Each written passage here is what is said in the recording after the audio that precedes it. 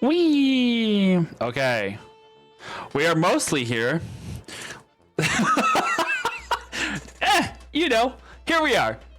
For the most part, we are alive and in one piece and stuff. You get to see us in way bigger screens now, so congratulations to you, people of the internet. Sandra will be joining us momentarily. We are missing a couple of people. Wait, were they supposed to be in one piece? Yes. Well, we're trying to be in one piece. Some of us are trying to be in one piece. Not all of us. Never watched it. Well, now you'll get a chance to watch it in live action. So hopefully, I don't think they're going to go with all 1,000 episodes in the live action version, though. Something tells me they won't make it that far. Oh, Netflix. Thank you for trying, though. Anyway, we have a series of events that are going to be taking place today. I need to stop playing with this push pin because I will stab myself. Quitters, all of them. Probably. We have a series of events, some lovely other things, and some other lovely things. I don't know. We got a lot of things. Is there not something at the break today? Oh, I mean, that might be one of the lovely things I was mentioning for 2-4. I don't know. It feel like it's been a really long time since I've done this, and it hasn't. It was what? Rescuers was not last week, the week before. So I guess it wasn't that long ago since I've been in here. And then you had the Star Wars. Star Wars one shot. Days before that. Yeah, that's true. I don't know. I'll sort. You just haven't hung out with us mooks in a while, and frankly, we're tired of your shenanigans. Yeah. And frankly, we give a damn. I don't know, something like that. I'm trying to fix so that your lines don't pop up. I don't want your roots showing, Graham. Why is it? Just stop moving. Okay. Settle. Yeah, because whenever you talk, the little yellow thing of the zoom pops up, and I could just barely see it over the top, and it was just like, Sandra, I don't know what I'm doing. I forgot everything. So we're just gonna start a new campaign right now, and we're gonna make up characters as we go. Okay. I'm gonna play Aaron, the tallest man on this or any other material plane. No. Bunyoning. Hey, we now have Suns Out, Guns Out. Exactly. We now have someone who is official. Oh yeah, for both of you. I like that I put Graham in the middle. Graham, you are in the middle of a gun sandwich. I don't know how you feel about this right now, but go you. Go you. Well, my birthday was last month, but I'll take it. It's just a delayed goodie, I guess. No, and I'm now officially no longer the tallest person in our community. Thank you. Wait, where is your face? You were in here a second ago. I can never remember how to pronounce your name, so I'm just gonna call you Kenny. Thank you for being taller than me. I am no longer the tallest person alive. I appreciate Acoustics? that. Acoustics. Is that what it is? Oh, wait, is that how it... Yeah, I think that might be how it acoustic? I think so. I don't know. I'm sure I'll get reprimanded later for mispronouncing it again. Tell us more. And in any case, we have a game to play. So I guess we're just going to jump right into it. Announcement-wise, we have another episode of the Epilogue coming up next week. Next Tuesday. I know this is the Rescuers Dance. Do you want to say who's going to be in that one?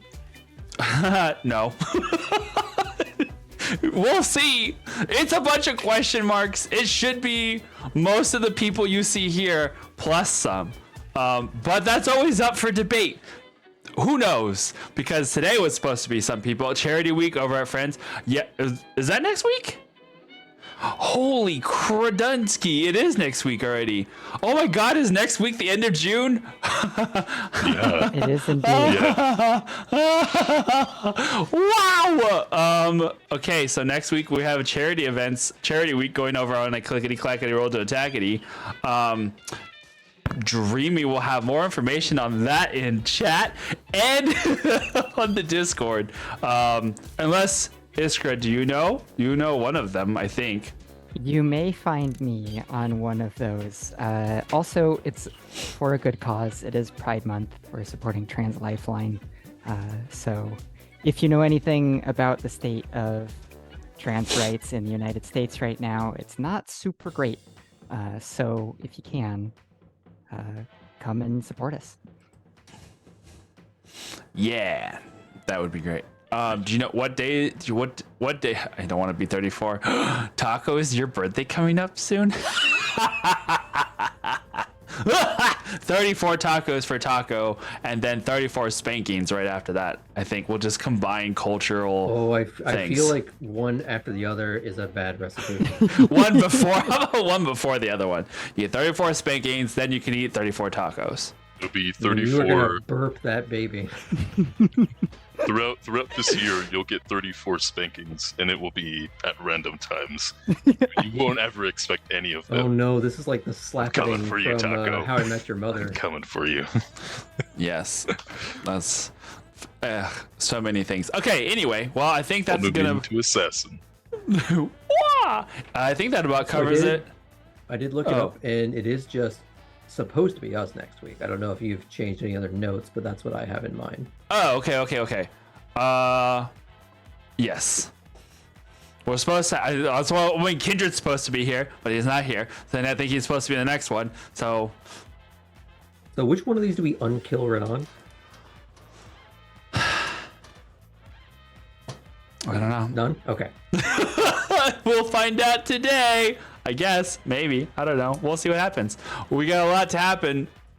We have a lot to happen? I don't know. Anyway, let's go ahead and jump into tonight's episode of Game of Santos.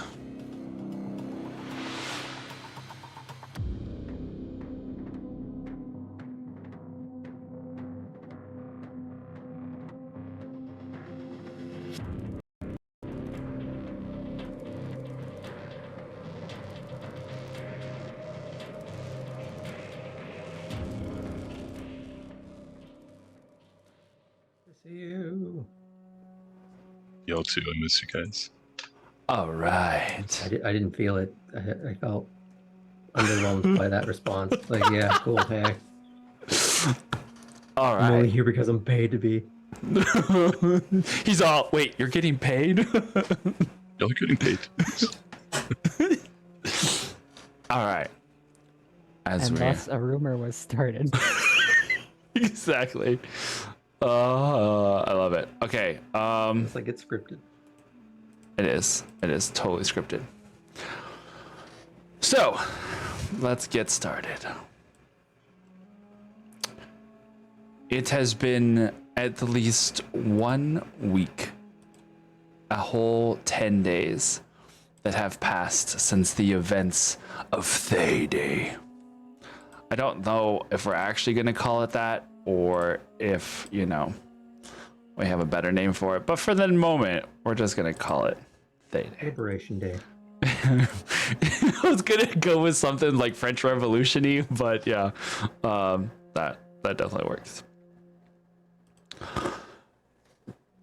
Currently, the city of Atet flies over Cormanthor,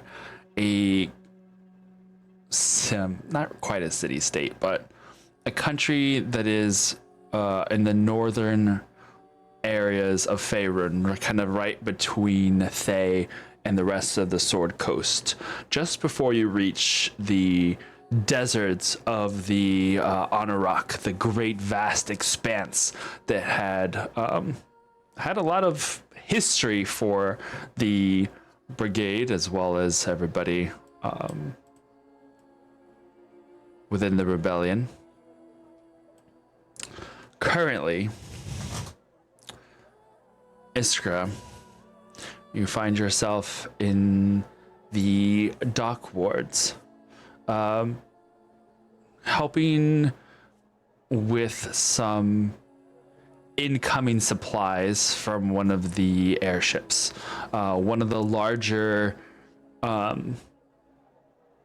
galleons that the Thayans had been using before have now been repurposed, and are now bringing in supplies to the city, to which then they will be shared throughout the rest of the rebellion. So, Iskra, as you are, you've been kind of asked by Atet to help oversee some, is it municipal duties? some administrative duties here in the city. And as you are, checking in with one of the dock captains and the dock wards in the dock ward, and you are getting things settled, you see that on one of the upper rafters, watching one of the latest ships, one of the smaller airships, take off and leave from Atet, you see Elaine sitting up on one of the upper decks, sitting at the edge, her feet dangling down, as she's just watching the ships come and go. Have I concocted and planned out my plan to do stuff? You could say already. you've already kind of started thinking about some of it. Okay, so it's not quite in place yet. Correct. Okay. So in that case, with this break in the action and seeing her over there, I will go ahead and stride over and call out to her. Mind if I take a seat? Oh, no, it's fine. Of course, you can sit wherever you like. I'll go ahead and sit next to her. It's good to see you taking a little bit of a break. You've been pretty busy these last few days. Yeah, just getting settled in things, trying to figure out what I'm going to do next. What you'll do next, huh? I mean, we've got a lot of work to do still, I'm sure. Sure, but there's not much use for me now, is there? I mean, I don't... that sounded very... not great, but you know what I mean. It's more of...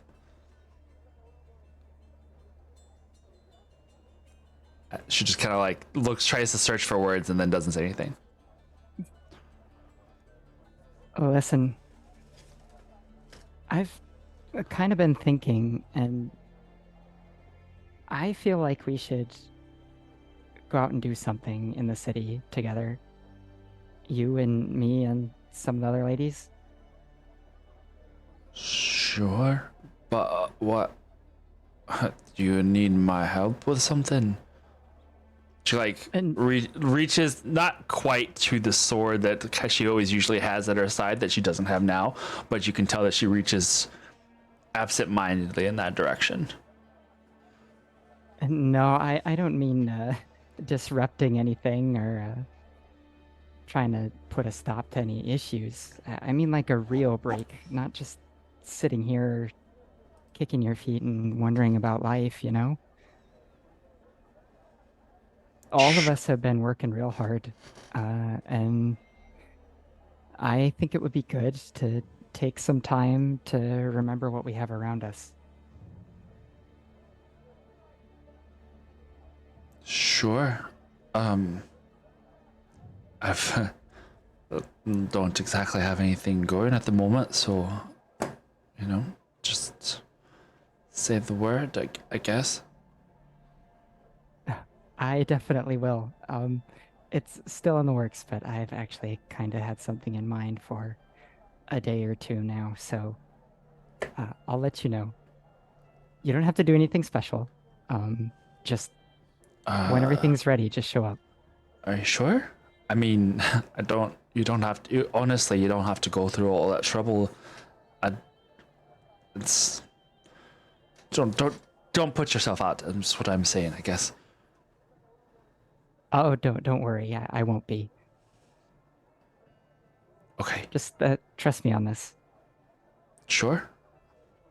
And hey, Elaine, Yes. I'm glad you're with us. And you were always a steadying presence here. The little I was around, everyone that I heard seemed to be comforted by you being here.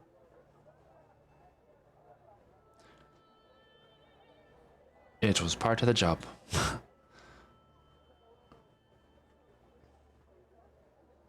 Thank you. I appreciate your efforts and these sort of things. Not a problem. Speaking of a job, I guess I'll keep moving these boxes. They're not going to do it by themselves. Right. Okay. Of course. Enjoy. I guess your day. I don't. She kind of just looks back to like I don't know what to say kind of thing. You too.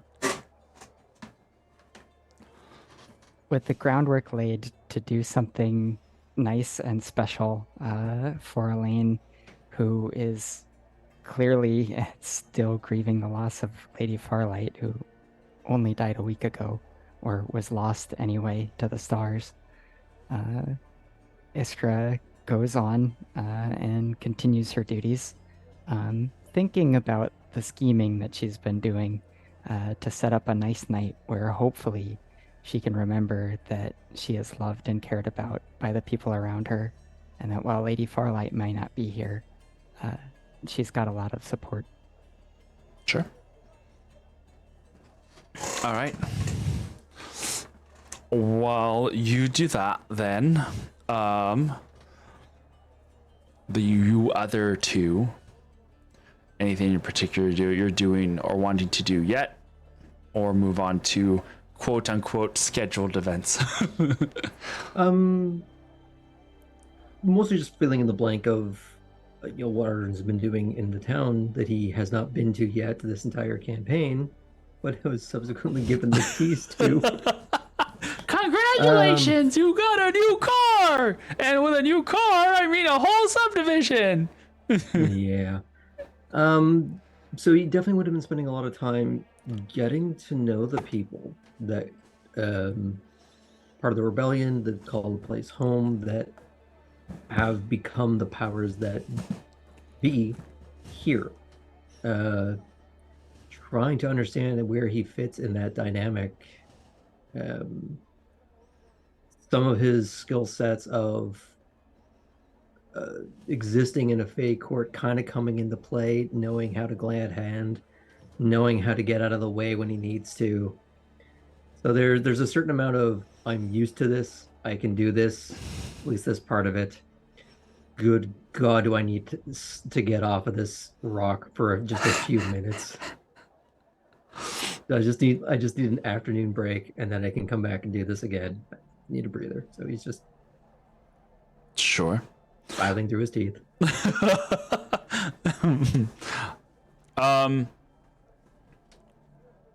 With the help of Kindred and Galil and Sonder, those who had kind of spent the most time here in of the brigade,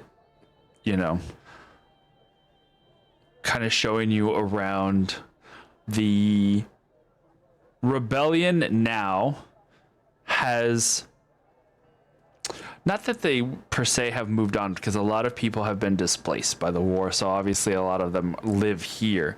There's a certain amount of re-centralization I imagine would have happened as a result. Yeah, there's a lot of people.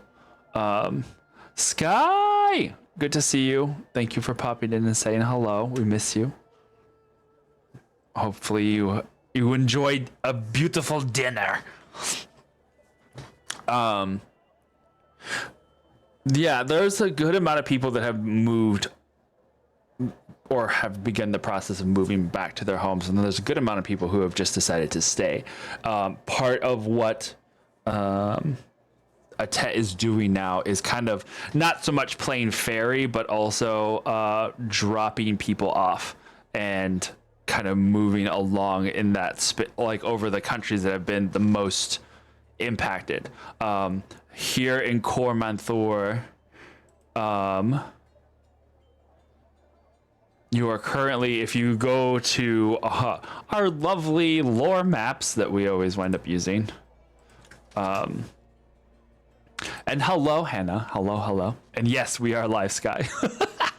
A little more chill than our normal sessions right now. But if you go to the lore maps, you go and you see Cormanthor kind of stands in the Dale Lands right on the eastern side of the Anorak Desert. So you are currently, Atet is kind of right over the river Duathamper, or Duathampor, however you want to say it, close to Asembra, kind of there in the center there. They are about to swing south instead of going through the Anorak. They're kind of about to go southwards, and they've just been in the process of dropping some people off, but also spreading whatever supplies they are able to those people.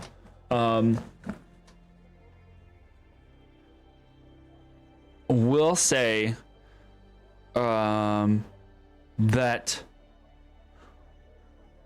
Would you have put out any word as to trying to find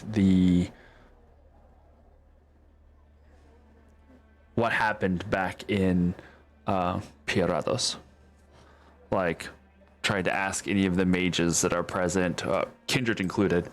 Yeah, I would have tried to put out people to do scrying where possible, or just gathering news, either on the people of Pirados, because that was of concern, because they were basically being sieged by a zombie T-Rex, and we didn't know what happened after that.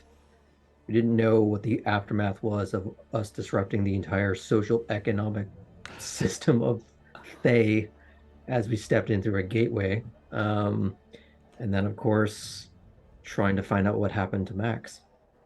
Okay. Because when we did come back briefly to this plane from the place we left, the area around it was cinders and nowhere to find the boy. So it's been largely on Ardrin's mind, just hasn't been able to do anything about it yet. We, lacking Kindred here, we are going to say that it is with Neferu that you have kind of get this information back. Kindred also will have corroborated the story, but for reasons unknown, Pirados remains unscribable. It has always kind of been such, as according to Neferu. Just particularly, it had always been assumed that it was so far of an outwater and backwater place that nobody would really care to scry there. But now that there is a little bit more of an interest, the city itself remains kind of a black hole, not necessarily in the sense of, well, no, necessarily in the sense of it being shielded from scrying, making it kind of a point of interest and curiosity and speculation that it probably had something to do with the large obsidian-like rock that stood tall through the center of the city. Yeah. But Makes sense. There is word that is received from merchants coming out of Thay as part of like the exchanging of goods and things over the last couple of days, that a particular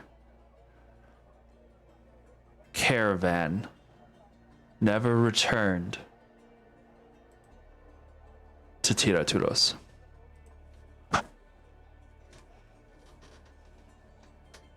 And I don't suppose trying to push a scry onto that would have yielded anything either. We'll say that you probably would have received this like maybe a day or two ago. It's recent news for Amrula, recent news for Etet.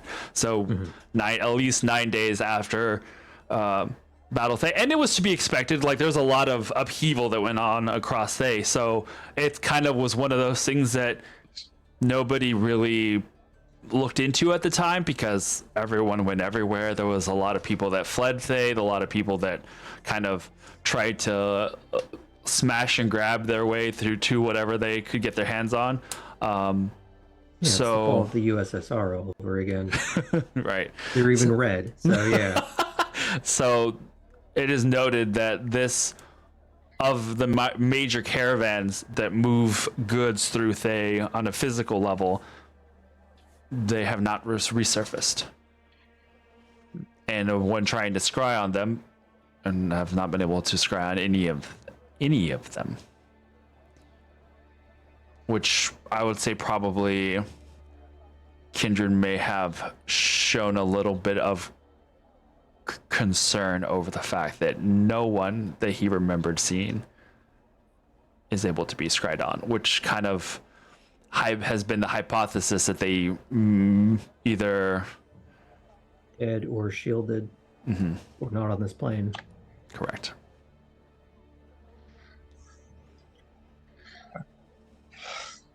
Well, we should really look into that.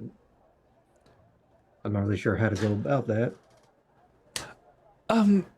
Neferu, if I may offer a suggestion, dearest, then the Reclaimer is recently returned from dropping off some citizens. I'm sure that it wouldn't be too hard to requisition a few team members, if you will, to go and check if it's something that is so dear to you. I can tell by the expression on your face that this is of some importance, I suppose. It was a promise to Bahamut that I would try to redeem this boy. I'm invested. She looks over to the others here. We'll say that this is kind of at a general meeting of the brigade with Galil present, even a few other members of a relatively forming council. You see a few members that have come and helped from the Feywilds, among them Pigug and Verity, as well as Leary. Dang it, Dreamy, all your characters get stuck in my head. Leary? Yes, Leary. Yes, Leary. And Denissa. Leary, yes, and Denissa. Hey! Listen, I'm sorry. I was thinking of the other one for a second, and I was like, no, yes. It's like whenever you're trying to think of the correct twin, and you're like, start second guessing yourself which one you're actually talking to. I only say that because I actually have twins that I work with now, and it is on the daily that I'm like, yes, you, not your sister. I mean, I feel like the expression, hey, you get your shit together is pretty universal, so...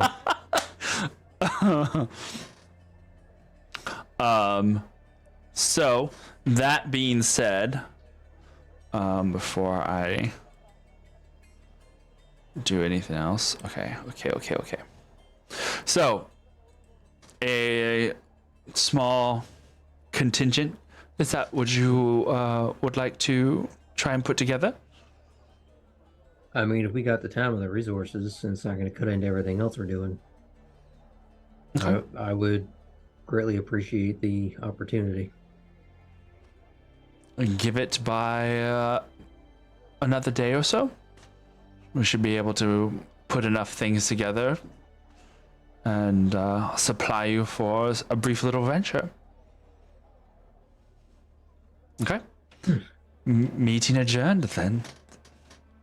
Thank you for your help. Don't thank me. Thank you, sir. She kind of does like a little mock little bow and curtsy with frills of her robes and dress, and then walks away. She has. No, I was just gonna say she does so with like the little bit of a smirk of like she knows she knows that she's just kind of poking fun a little bit at the situation. So I'm reminded that in this game that there is no willpower rolls.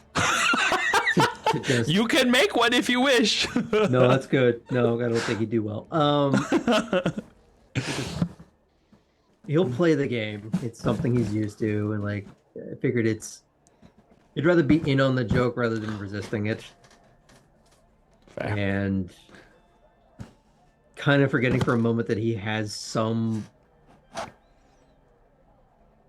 muddled sense of station that he's still trying to figure out, and just look at Sonder. So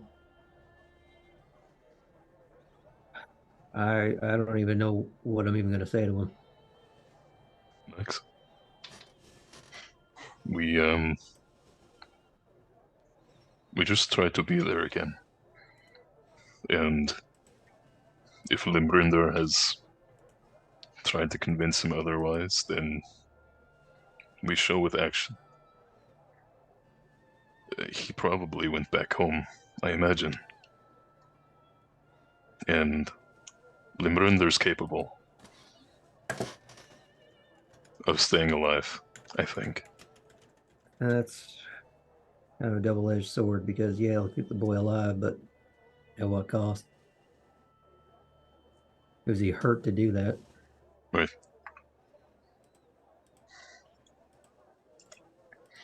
Anyway, why don't we go see who's up for a little whirly bird? Rummy bird? Whirly bird. Early bird? Whirly bird. Whirly bird. I was thinking it was like some pun of like, I don't know, a badminton game or something. I was like, what is this? I like the fact that I have trained you to the point where you expect the pun and you do it to yourself. Listen, is it train or is it mental scarring? Which one? Tomato to murder. ¿Por qué no los dos? I like the idea that we had this meeting and then we're gonna go play a nice game of badminton. Let's go I mean, play. it's Let's how go else to do the you settle gardens. diplomatic disputes where you are both arguing for the exact same bit of resource? You got to settle it somehow. No, This is, exactly. There's no more war in Faerun now that the rebels have instituted badminton resolutions. The conflict. I mean, I feel like intramural sports would be the start and end of so many wars. We've invented the Olympics, guys. Yes. After a hardy, long day of talking around the table, we like to go play putt-putt. So let's go. Mini golf. Mini golf. Oh my god. Hey, I mean, a Tet almost looks like a really large, crazy miniature golf place because you've got all these weird little biomes in a really small space. So it could be like over here you have this magical druid forest, over here you have suburbia, over here you have the dockyard. Level 1, level 2, Not level the direction I expected the rebellion to take, but we can work with this. Oh my god. It's just like a Smurf village in the sky. Yes. Smurf Village in the sky. I love that 70s disco song. Okay, so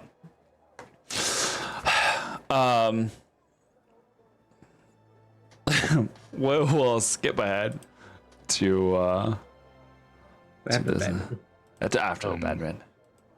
Go ahead, Sandra. Straight to the showers, into the sauna. Just, Sandra wanted to know what the monastery looks like. That was left Like behind. hidden- yeah, Okay. check it out. A visual. sure. Yeah. I know Galil mentioned last time that one of the things he wanted to do was work on rebuilding some temples that were there while Oh, building you wanted to make a temple to one for yourselves. Afriel and Hersinos. So I don't Yeah. know how much of that would have been included in his planning. Okay, so we'll go ahead and deal with this first, Sander. Um, the monastery. Oh, hold on. I was like, why do I hear all of these little voices? There you go. It works. I mean, same sometimes. But... There is a section of the northern part of the city. Well, and it's hard to say like what part is north because but opposite yard side from the dockyards, right? So that northern section where there wasn't a whole lot of stuff there, or where I guess the majority of the early days of the rebellion hadn't focused a lot of attention. It's kind of appears to have been at one time an area that has some rather affluent looking houses and or small atrium like temples. They weren't like huge or grandiose by any means, but they were and I hate to use the term of like that Greek style like pillars with like a central section kind of thing, but in the sense of it having just a small open section to the sky and it means kind of courtyard kind of thing. There is one that is whatever it had been before does not seem to have been any sort of temple almost as much as it had been like a training area or gymnasium. It kind of sits into the ground a little bit, giving it almost a Colosseum like vibe. But the walls itself raise up high enough to provide a fair amount of shade to that central area and a lot of open spaces. It's probably had been at one time maybe someone's home, a large home, but they had plenty of open space. There is not much in the way of belongings here. It wasn't like it had been set up to like, oh, this is going to be a monastery one day. It's just a cleared out empty space, but you can sense the intent here and that this would be a place to start with. The only thing that there is or was left here was in this lower, smaller training area, this sunken section. There is a section that has on the wall a relief that looks like it had been recently carved, where there are these circles that kind of almost look like the lines, like celestial lines, like circles of a solar system or something that we would be familiar with. These like circles that kind of run from top to bottom and have circles that look to be placed within. And each of those circles is a golden sphere. And it kind of reminds you of this, is it the 7 golden worms of Bahamut? There are these 7 golden spheres that seem to follow these different patterns. And that is like the one thing that seems it is the newest. And as you're looking at this carving, you see that the slate of stone that it has been carved onto is a almost metallic, silvery slate stone. It's got a very silver platinum look to it, even though it is stone. And then it's got those golden spheres that seem to be orbiting around something larger and out of view. But yeah, this is the beginnings of something. If I am there, I want to put my hand on the center of it and say, if I'm going to rebuild, I'm going to need your guidance. We're going to need to remake the scrolls to teach the new followers.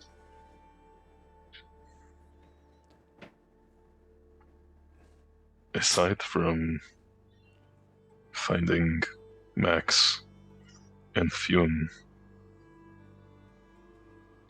I'm going to find the others, the ones who made it out. That's my goal.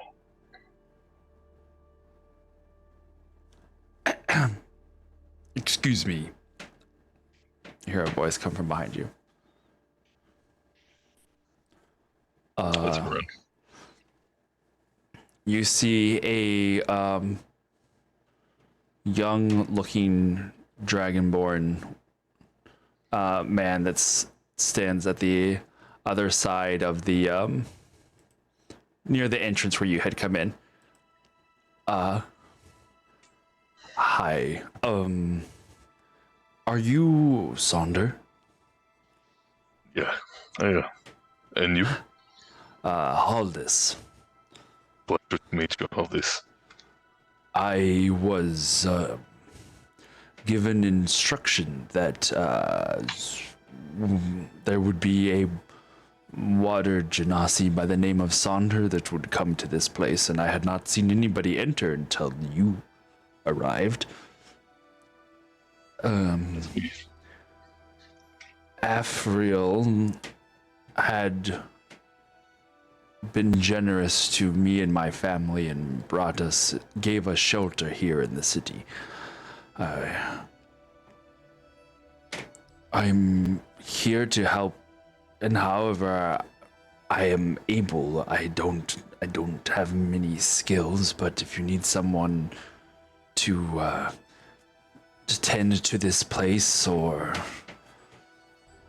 whatever you need doing, whatever needs doing, then I'm looking to repay somehow. Appreciate that. We'll be bringing in new people soon enough. So, yeah, we'll need to start tidying up.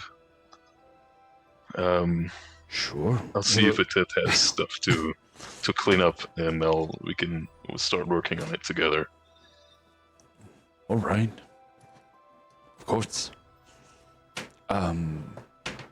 He comes over and like extends his big blue hand because he's a blue dragonborn. Big blue hand towards you for a big, strong shake. And I'll say in Draconic, it's good to have you here. You see his eyes kind of perk up a little bit at you saying something in Draconic, and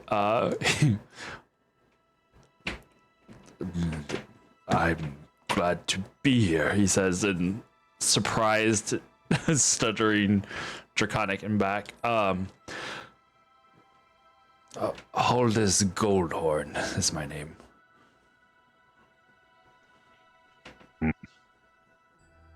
I just go by Sonder. Well, it is a pleasure to make your acquaintance, Master Sonder. The Master is Muhammad. I am still a disciple. And you? Do you follow his way? Amenable. But curious. And so as you start to introduce yourselves to each other and kind of talk more about it. But yeah, Afriel left Haldis Goldenhorn, someone to help steward the budding monastery. Could not think of the word. Ooh, all right. He kind of will act as a intermediary while you are away. Anything that you need done or keep an eye on things, he's kind of the not quite butler, but someone to steward the place while you are busy or whatever you're doing. If you have family or you need to bring others in, this place is open. Take whatever room you like. Oh, it's just me and the missus. Not much of family left these days. Going to rebuild one. He smiles. Okay. So, while you do that, we are going to let Galil in, I guess. So give me 2 seconds as I adjust everything. You finally get out of meeting with the council? Cool. Got it. Okay. Take this one. Council and- meaning life, yeah. Council meeting life. Yeah. Hello. I love to imagine Galil sitting next to a big stack of paperwork and being led through decision making. He's probably I was very bored. elected to lead, not to read. Oh wow. Ooh, we just got a Nice posture haircut, check though, bud. Posture Thank you. check. Oh, thank from you, trash wonderful can. trash can. Trash can. Somebody do a hydrate because I'm thirsty. Not saying anybody's slouching, just somatic on top of it. yeah. We got yeah. 3 we gun should- shows here. You know? I will hydrate us right now because I'm kind of thirsty too. Okay. Let me adjust some of these things a little bit. I'm gonna go get a thirsty real quick. Go get a thirsty. Thirsty Yeah, temper. I'm gonna catch Galil up on what's going on. Okay. Okay, so to start with, it was we haven't got too far. Iskra is planning a little surprise for Elaine. It's been 10 days since ThayDay, so it's been about a week. Payday. ThayDay, yeah. There has been right now is a little bit of a Tet rebuilding and repairing, and then also it's begun moving slowly westward, dropping off refugees as they go to back to their homes and such, gathering supplies to give to those places that have been under siege and or suffering from Thayan persecution. There has been recent news of attempts at scrying into Pirados that have gone or have been nullified. Nobody seems to be able to scry into Pirados to know anything about what's happening there. And about a day ago, so it'd be 9 days or so after the fight, after the battle, it was news has come up the ladder that one of the major caravans that had been used to take goods across Thay has as of yet not been found or has not reported into any of the other cities. So it would seem that the one that the group that you had taken into the depths of Thay has not come out again. Whether they are still staying in Pirados or have suffered some other fate is unclear, but it is of a curious nature, and since no one seems to be able to scry on Max either, it is assumed that perhaps he too is still in Pirados.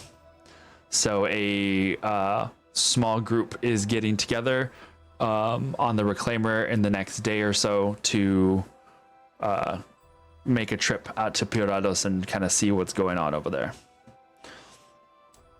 And that's Kai. Go ahead. I liked those guys, so it's a little troubling that, despite them being enemy logistics, the war's over A couple now. of them. And, Some of them were dicks. mildly.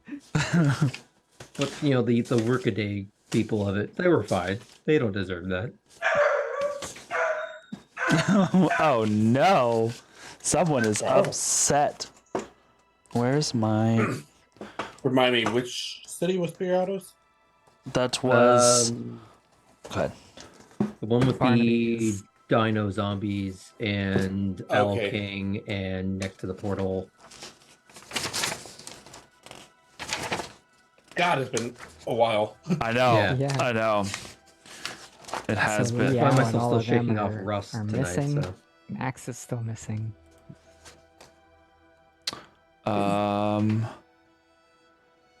Let me switch this vibe a second. As we... Enjoying that vibe.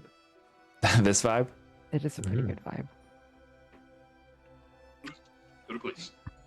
Go to place. Let me go to... this particular evening, Okay, we're gonna say that currently, Iskra, for your plans, Yes. you have acquired comfy textiles. You have acquired snacks. You have found a particular wall that Atet miraculously somehow found, or you suspect possibly had built a little like garden private area that's got some high walls. It's almost like a little open courtyard, but it's got this really random high wall that's attached to this building that might serve certain purposes. There is even some adjustments that have been made to one of the servitors that could be used to project some illusions onto the wall. The only thing that is really needed currently is some sort of film bubble, we'll call it, for all intents and purposes. So that's the only thing that is kind of missing from this grand plan, which you have the means of getting in touch with somebody from. Indeed. So, to catch everyone up, Iskra has been planning secretly now for a while, getting help from Fanch with the textiles, Leary and Denissa with some of the food, some of the other gals around, to do something to show that we care about Elaine and we know she's probably hurting without saying that out loud, you know? Just something to make her feel less alone. And I had the thought, being from Ravnica, which is in our world roughly 1900s level of technology, late 1800s, early 1900, and thought maybe I could get my hands on a silent picture to go ahead and show something that would be a little fun, take everyone's mind off of things for a little while, and just have a nice night. So, Iskra, looking down at her tattoo and remembering the time that she used the sink to create a portal to speak to Lady Morn, she is going to concentrate now on this wall. Or is there like a little shed or something in the garden? Because Crater usually shows up to her with doors. Yeah. Okay. Yes. Exactly. Correct. So she's gonna go over to this little garden shed and focusing on her tattoo and the plane that she, until very recently, called home for so many years. She's going to say, please, I don't know if this is a misuse of what we're supposed to do with this, but like, I gotta get some help here. This is the one thing that's missing. Come on. And she closes her eyes, and she opens the shed door. And then opens them. You see a Crater standing on the other side, like poised to knock. You are getting better with that thing. Just the second time. It's great to see you. I want to go in for a hug. And he gives you a hug as well. Have I spoken to him or Lady Morn since, or is this the first time I'm seeing him? You first time seeing him, he has spoken to you in through one of those reflection portals kind of thing. Just checking in, glad that you're alive kind of thing, and that he's gonna visit soon. But that he's always listening in case of emergencies. I know that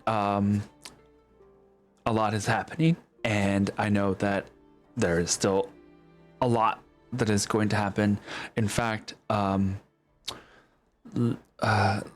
Lady Morn is going to be making a visit soon. She has some things she wants to talk to you about. But I was listening, kind of, not like listening all the time, listening, nothing like that, but just listening. Anyway, forget about that. Ravnica is wild. It's kind of going through a time right now. Okay. But not to worry. Like everything's under control. Like it's fine. It's just how the guilds are. They're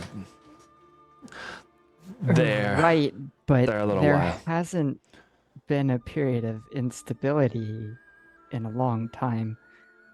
The Simic don't have something to do with it, do they? No, I mean, no, not anymore. Not any more than usual. But what they say about when the Gorfax away, the Ipsils will play or something like that. There's just they need. It's just a lot. So, don't worry about that. Put that out of your mind. Just focus on all of this. He kind of gestures to everywhere around you. That I can do. This is technically against the rules a little bit, but not a lot. Like, this is not going to break, the universe or anything, but generally we try not to bring stuff from one plane to another just to, just in case. But this is pretty tame, so I'm sure it'll be fine. I'm just going to say I found it in Amrutlar on our adventure, I bought it thinking that it would be something that Tet would think is a neat novelty, right? So they're wizards, right? That's plausible. Sure. Yeah. No. Sure. Yeah. So you brought it. I brought like 5, so it took me a little bit to find some of these things. I don't really know. There's 3 of them that are questionable. I don't really know what they are.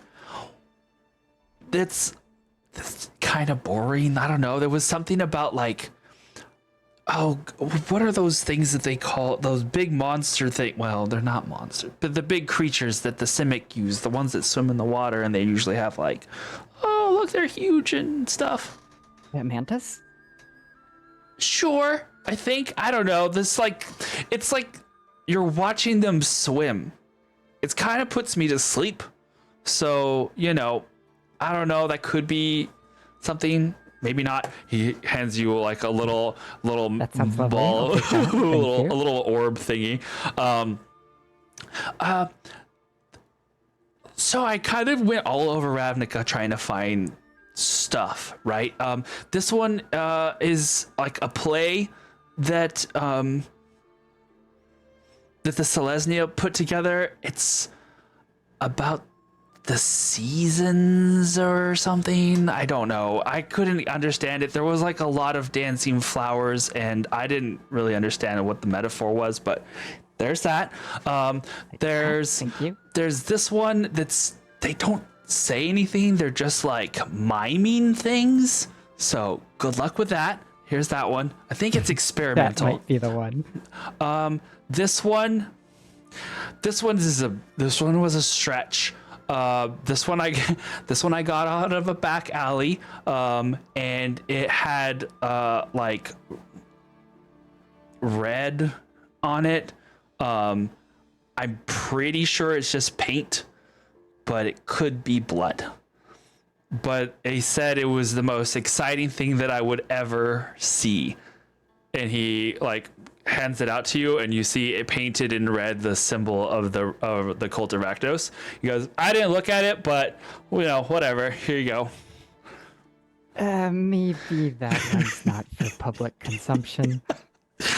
And then this one is like some lectures, or something. Oh, Kindred might like those. Sure. Well, like I said, maybe don't spread them around too much because Ah, technically, right. Okay. he knows who you are, so I trust him to like, keep the secret of the secret of the secret or whatever. But just don't go. Yeah, okay. Yeah, you have a point. Maybe spreading lectures about things that don't exist here is not such a good idea. I'm not gonna say that I listened to the lecture. I really have no idea what it's about. It's this blue guy. He's standing in front of a bunch of other blue people, and he's talking about Mizium and its practical uses in modern day travel or something. I don't know. I think that this is a lecture from Al's dad. Remember Bellin? Yeah. Whatever happened to that guy anyway? I don't know. I thought you were going to check in on him. I've been here. Or you mean Al? Yeah, Al. Well, we parted ways. Oh. Well, his dad's doing okay. I think for the most part. I haven't heard anything bad, so that's good. No bad news is good news, right? I think. I would like to find out what happened to him someday. I mean, we beat Thay. He doesn't need to train anymore, not focusing on what he had been. Well, I'll leave that in your capable hands, I guess. I'll make sure his family's doing all right, though. But yeah, so I have way too much work that I need to do when I get back. He looks back at the open doorway that you can see is into like a little apartment that looks not familiar in the sense of you've been here before, but in the sense of like you recognize small little Ravnican apartments, and it gives you that little bit of home familiarity vibe. He puts a hand on your arm and is like, "Are you doing good though?" I'm doing pretty well. It's still amazing to think that we did what we did. I mean, there's a lot to figure out now, but I think the world is in a good place. We'll get there. Oh, sometime when I have a chance, I want to talk to you and Lady Morn about something too. Well, a couple of things, maybe. Of course.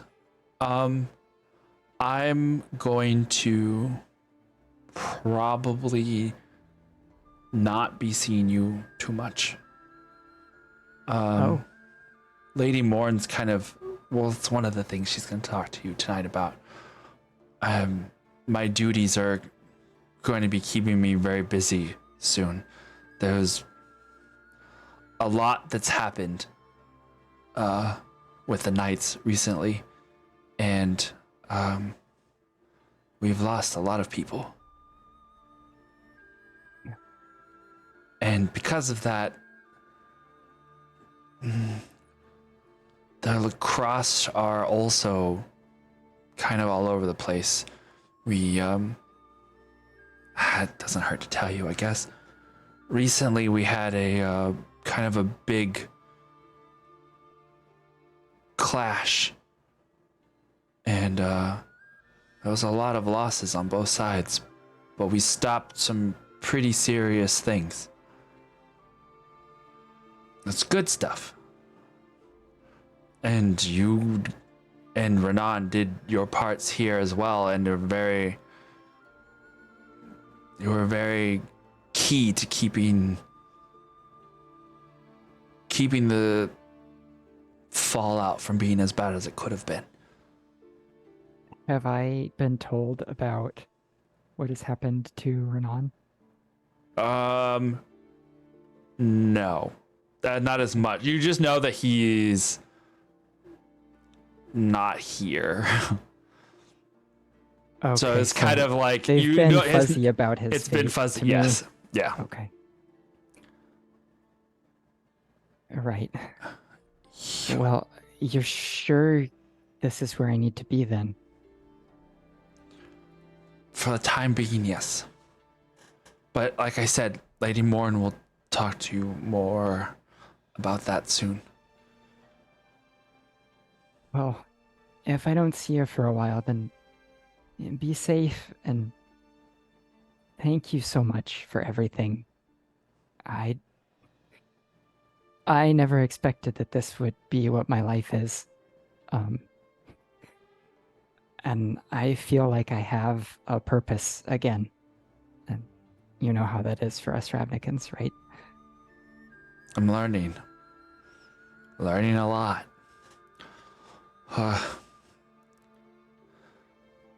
Well, I gotta go see to elections and a whole bunch of other stuff, so it was good to see you again, Iskra. Good to see you too, Crater. Goes Thanks in and for gives you another hug. Hey, next time I see you, you better show me how freaking awesome you are now, okay? I've picked up a few moves. Kind of like thinks about what he just said. Now, then, whatever. You know what I mean. All right. Well, he takes a step back into his frame. Iskra Wow. kind of gives him a quizzical little head turn, just subtle with his then, now, whatever, you know, because she doesn't know about the timey-wimey stuff, really. Bye. He reaches forward, closes the door. You hear it. Thunk. All right. So, as night begins to fall, oh no. Everybody send good vibes to Kindred. His apartment flooded. Oh no. Oh, water leak With from lies and excuses. water. No, he just sent me a bunch of pictures. Water leak from above that you can see part of his ceiling like came in and there's like all the water on the floor. And I was like, Oh, Having been a recent recipient of that wonder, I really hope that he's able to get through it in a decent way.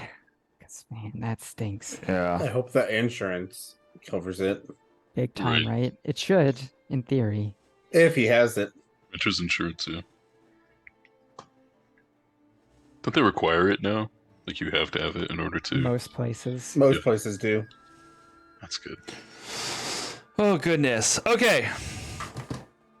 All right. So, as then we approach the evening, Galil, is there anything that you're wanting to do before you leave the next day? So we'll say that 9. like midday or so, you will be heading out on the Reclaimer. No. 9. Okay. Okay. Cool beans.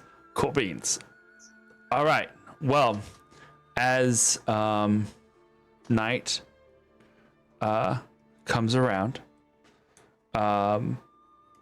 we will go ahead and go on break here because it's a good moment to. I'm only like 20 minutes early, but it's a good transitional point to before we continue on with the rest. Okay, so we will, because I need to try and figure out some things and put some strings together in the interim, but we will be right back in a couple of minutes. Before we go, I want to show you guys something.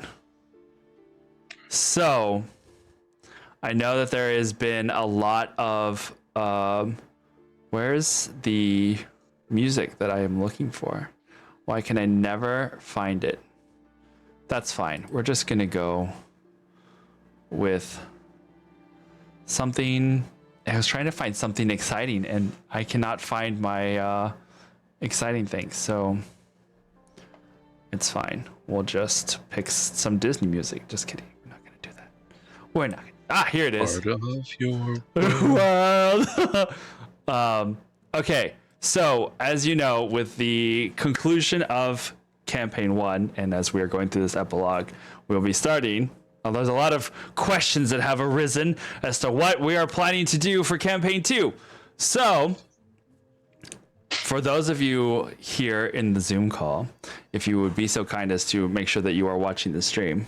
For those of you who are already watching the stream, continue to watch the stream, as we have a small little teaser trailer that might give you a brief little hint as to what we are tinkering with for in the next.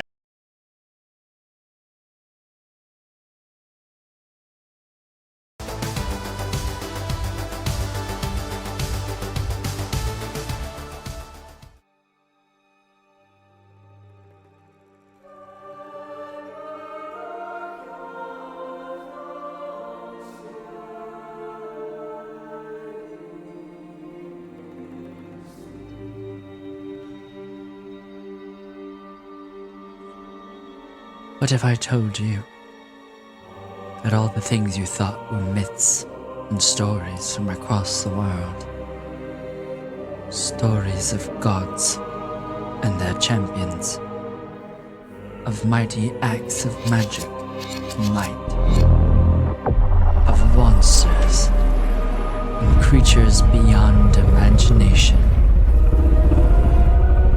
What if you found out that they were all real? That as the stories were written down, they were indeed versions of the truth, and not flights of fantasy. Would you like to see these stories? So that one day, you will know how the story will end.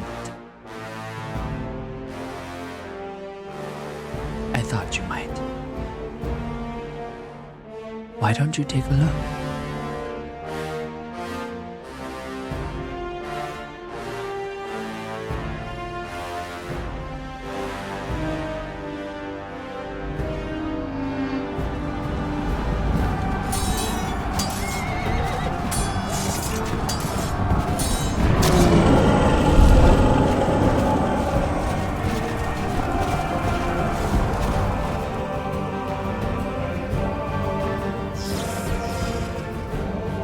Do you know what you've done?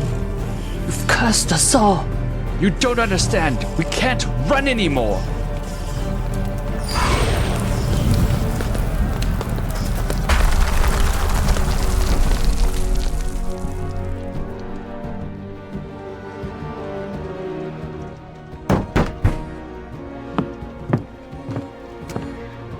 Who goes there? Show yourself.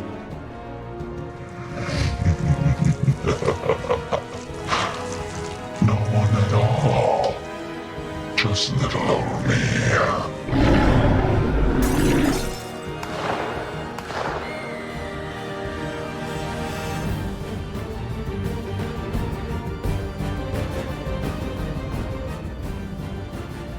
All ships on me.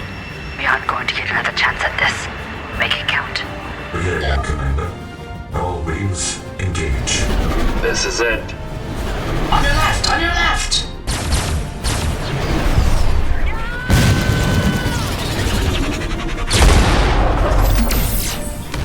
God bless us all. He's here.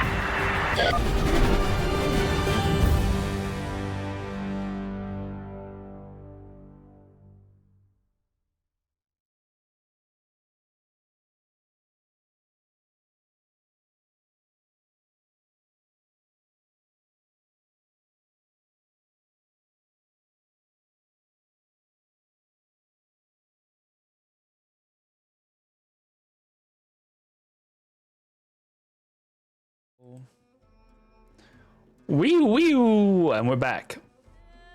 So yeah, there's your little preview for campaign 2 and all of the weird, fun things that we are going to be doing for all of that stuff.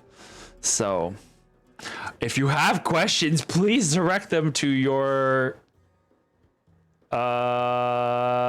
somebody in charge. Chat I don't know. pane right Chat pane. Yeah, there you go. But yeah, that's just the general plan for the next couple of breaking up a campaign into seasons, and then those seasons will have like little stories within them. So that is the intent with those things, and we will be doing some experimenting with that in the next month or so, and then we'll jump right in and we'll see how it goes. But I'm excited to see what all goes down and see how everybody likes dealing with a very familiar setting. Ha ha ha ha ha ha. All things considered. So season 2.5 is going to be Blades in the Dark. I'm kind of into that. Blades in the Dark. Wait, why does that sound familiar? It's same game system as Kids on Bikes. Oh, gotcha. Is that you mean for Hunted? Yeah. Okay. So basically, season 1, Age of Myth. Season 2, Age of Innovation. Season 3 will be Age of Answers. And then followed by here is the special event that we will have in between season 1 and season 2, which kind of gives more backstory to what's going to happen. Like Doctor Who has special events? Yeah, kind of. You're talking to the right crowd. Go on. So yeah, season 1 we kind of just drop in Earth, ancient my interest. Earth, ancient history. Do you wish to know more? You're all Doctor Who? What? Starting in ancient Greek history, and then we might deviate into some other mythologies and some of the things that are going on there. It's gonna present itself with a lot of questions, but it will all be answered.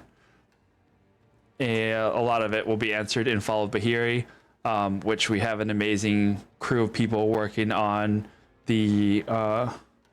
on that special, and the lore behind it is deep and involved. So we're taking those couple of months of season 1 to really flesh it out, so that we'll have a really good mini series there. And then Age of Innovation and all the rest of that will literally tie into everything that happens in Fall of Bahiri. And we jump into the future with the Age of Answers and the conclusion of the events that have tied through. So it'll be interesting because it's like a very personal project, because this was a book that I had, or a book series that I had written. So this is fleshing that out, or fleshing the storyline out, and it's curing the one problem that I had the hardest time with, was characters and their interactions. Like, I had all of this plot and stuff that I wanted to do, but had the hardest time making character interactions really work when I would go back and read it. And so now I don't have to worry about that, because I can just throw the plot at you guys, the players, and the character interactions. You guys can fiddle and play with that. And I already have the storyline. So, Watch you know. how we destroy your plans. Oh, yeah, no, I'm sure. I'm sure. Yeah. So I actually, and I wrote it in reverse for how we're doing it. I wrote it sci-fi first, and then was like, no, I'm going to go back a little bit. And so then I wrote the second. I finished writing the sci-fi, started writing, which Age of Innovation is, and then got most of the way through that. And I was like, no, I need to answer even more questions that I have set up for myself. And I started doing the Greek one. And then I discovered D&D, and I stopped writing all of that stuff. So now I can actually just go back and do it all. It'll be fun. It'll be fun. Yeah. But anyway, that's enough of that. It'd be weird to see the city of Attend just pop up in Oldham for random reasons. Look at there. What's in that? It's in the sky. It's a plane. It's a bird. It's a tet. A tet. But it looks different in each segment, because as time goes on, and 100%. Yeah. All right. how involved Iskra gets with the urban planning. Giggity. Yes, so my wild, like, municipal duties. I got a lot of work for you to do. Anyway. To the water department for you. No. Anywhoozin. Okay. So, thanks, Dreamy, for entertaining us with your comments. All right. So, as we go ahead and jump into the rest of this, that night, as you guys prepare to bed down for the evening, the thoughts of whatever is going to happen over the course of the next day, whatever fates have awaited or are awaiting Imperados and who knows where else.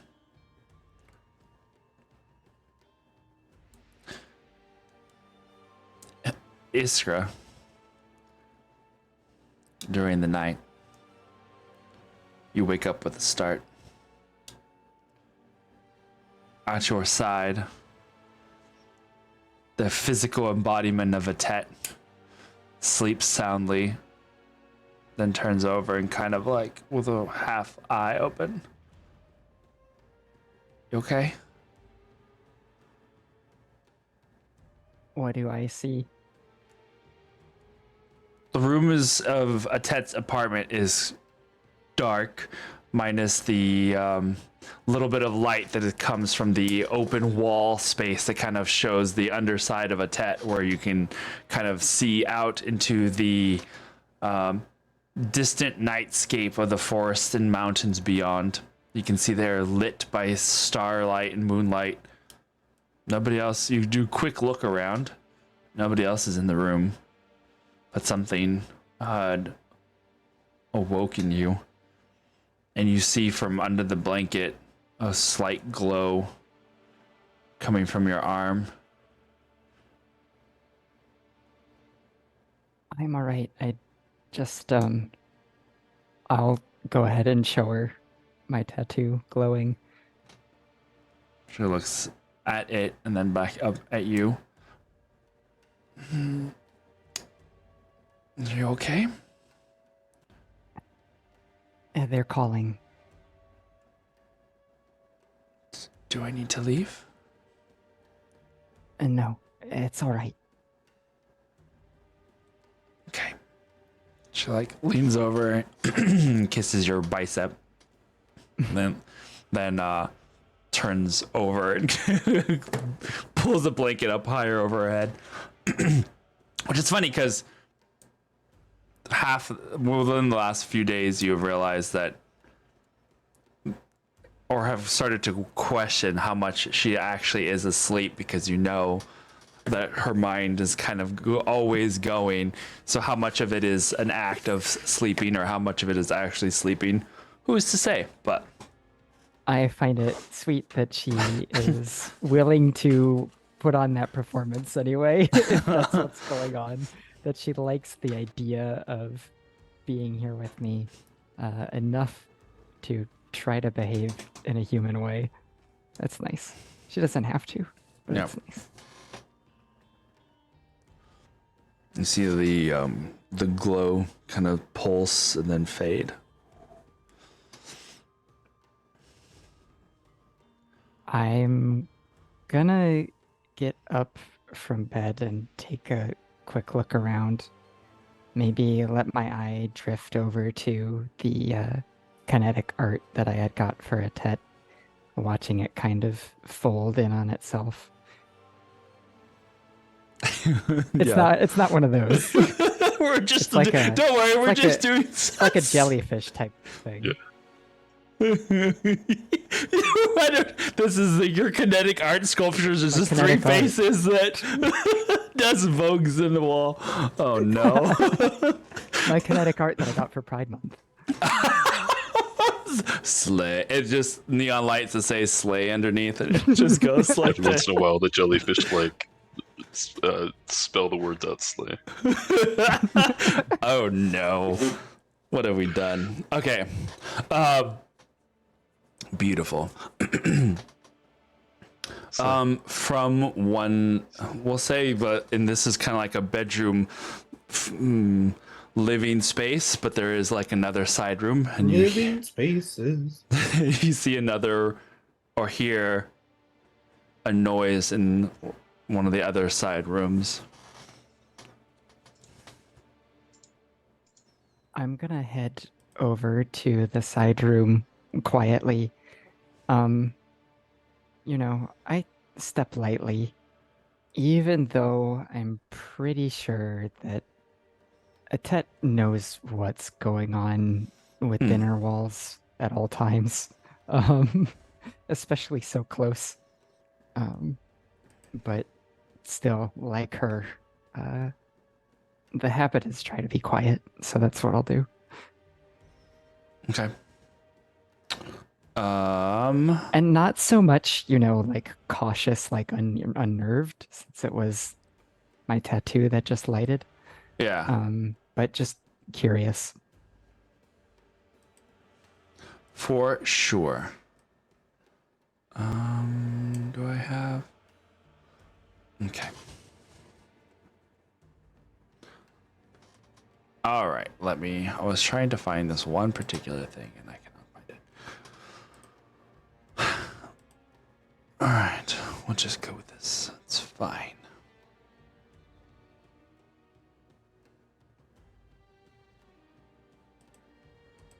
No. Oh well. I lost my place. Okay. You go into the other room and there is a couple more. This is kind of more the entrance area. As much as there is now one, as much as there hadn't been one before. Like a mud room. Yeah.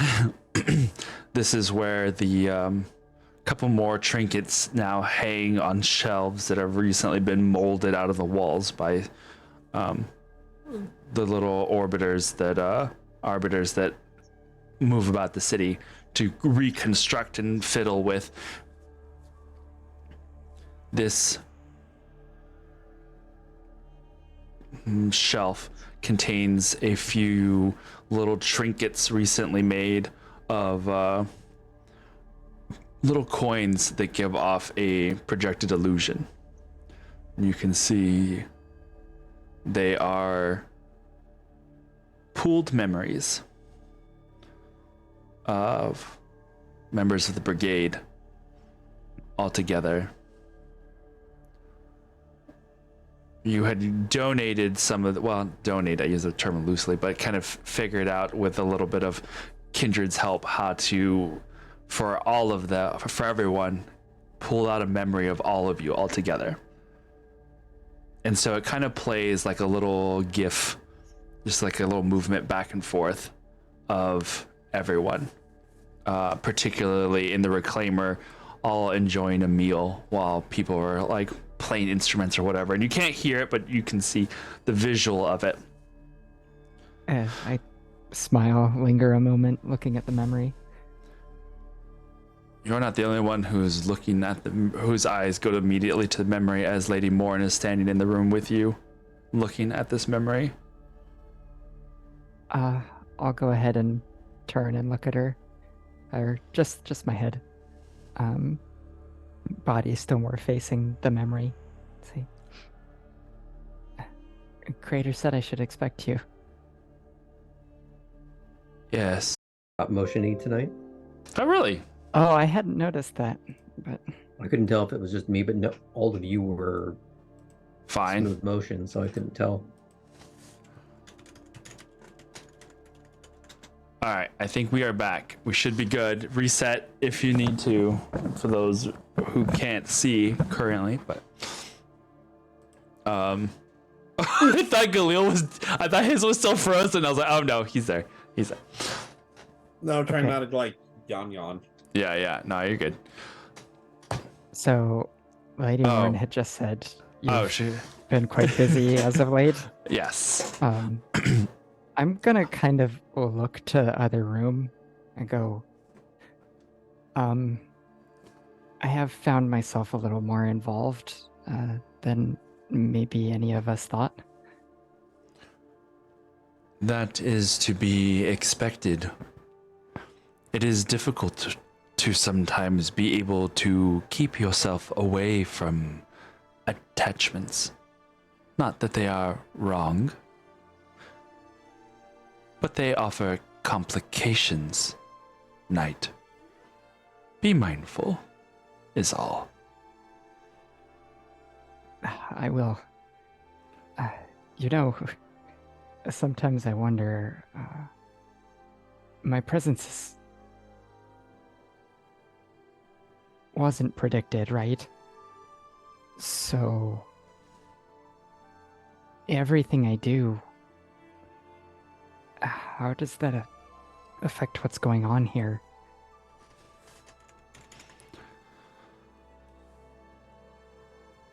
As regards to...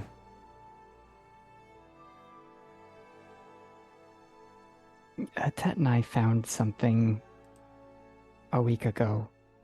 She had known about it for a while, but apparently it had existed long before I arrived. A page in Afriel's journal. It has this. And I show her the tattoo and just point out the top. Our symbol. How is that possible?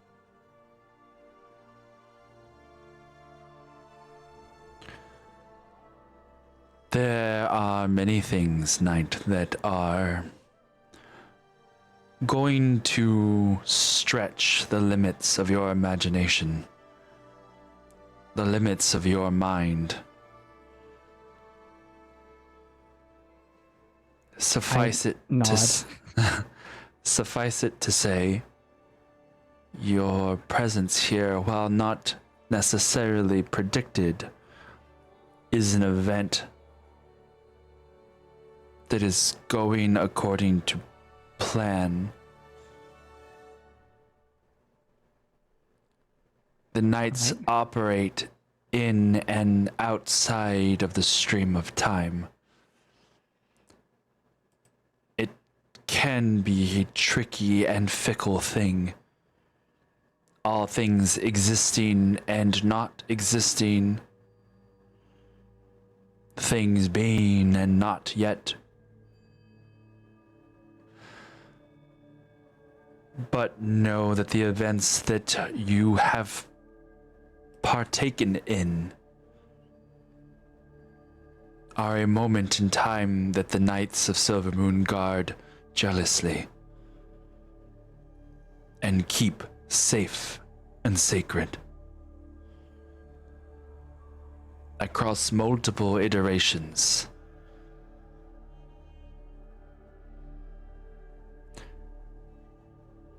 It is a point in which I am going to try and help you with.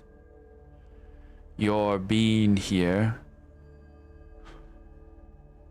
is key, yet also provides its own complications. You are from another place. And thus, while not necessarily secret, the place you are from is a nexus point for many other places. It shields your presence in this way.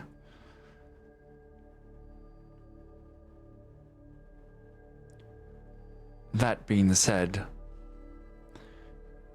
your companion, Renan. I look at Renan on the image. Also served his... Oh, not job. What is the word I'm looking for? Duty? Yeah, I guess. Purpose? Purpose, yeah. He served his purpose here. And as violent as he was taken away, know that he still breathes and lives. Iskra lets out a deep sigh of relief that she didn't know was still in her.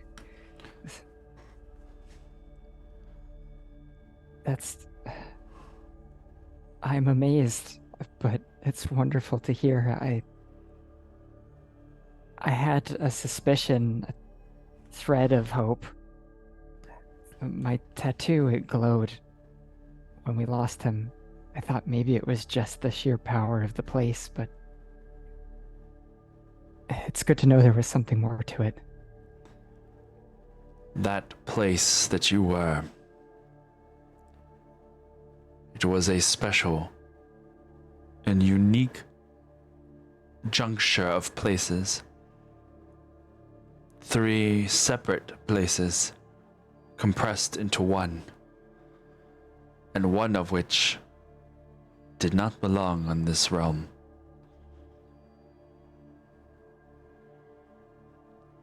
But that is something for another time. When she says that, I think to little cube Atet talking about how she felt some sort of strange familiarity with the place. And I don't say that aloud, but I think about it.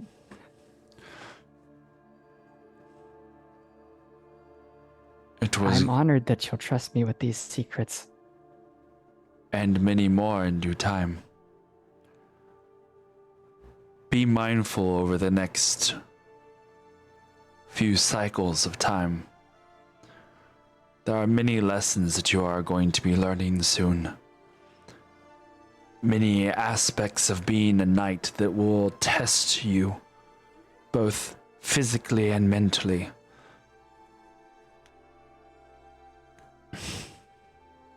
Iskra straightens herself, kind of pulls her shoulders back, turns to face Eris more directly. I'm ready for what comes.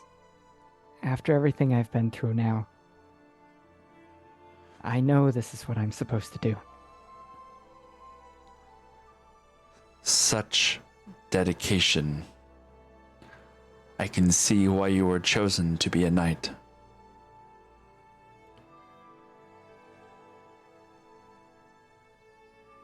Be safe, Iskra of Ravnica.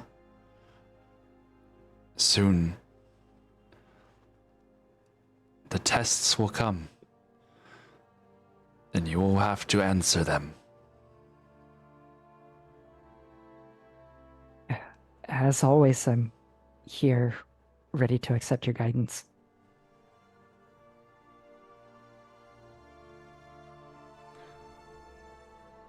She turns around, there's a little bit of clacking and clanking of small little beads and bone pieces.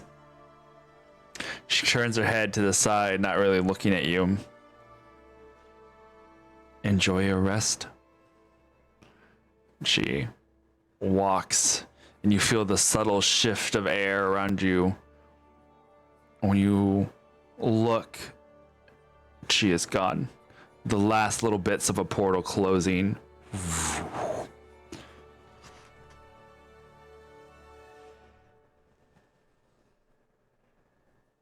What do you do? Take a final look at the little floating image on the shelf of our companions on the reclaimer. Ponder her words about things to come and about how somehow I've been here before and what that means for me. And then I go back and carefully pull back the sheet again, climb into bed.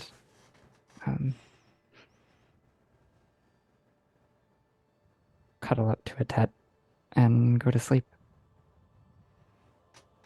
Okay. Morning comes. The sun breaking over the horizon.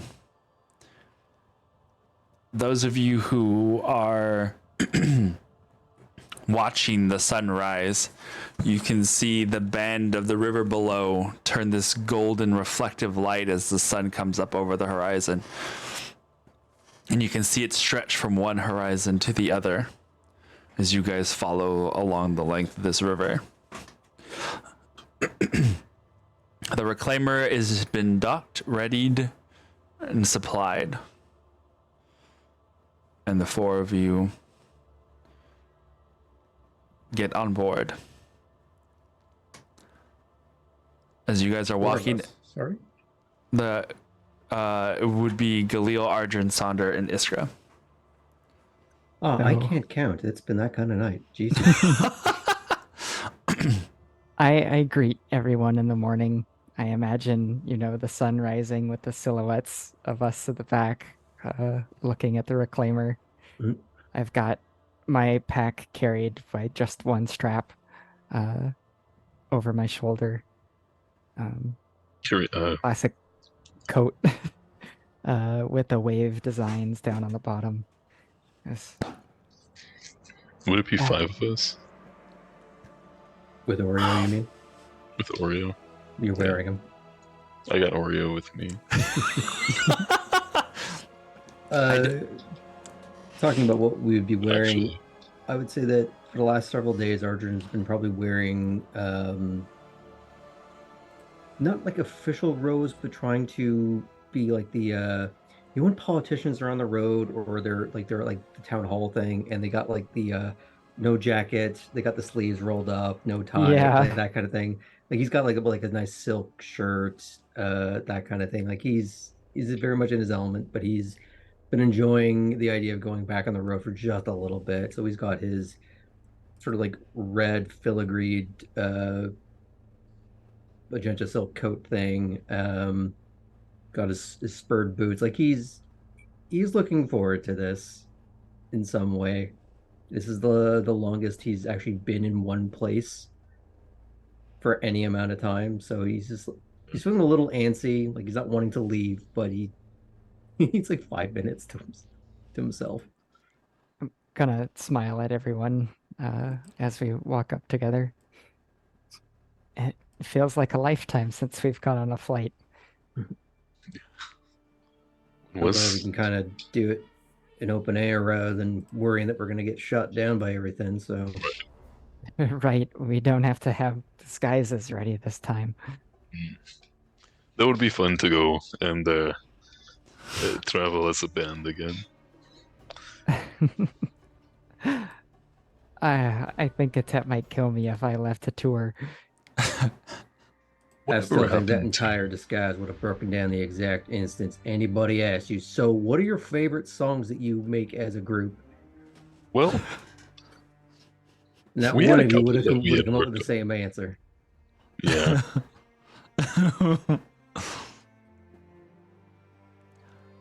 We did ultimately end up writing a few. Yeah. Whatever happened to the caravan? We decorated it.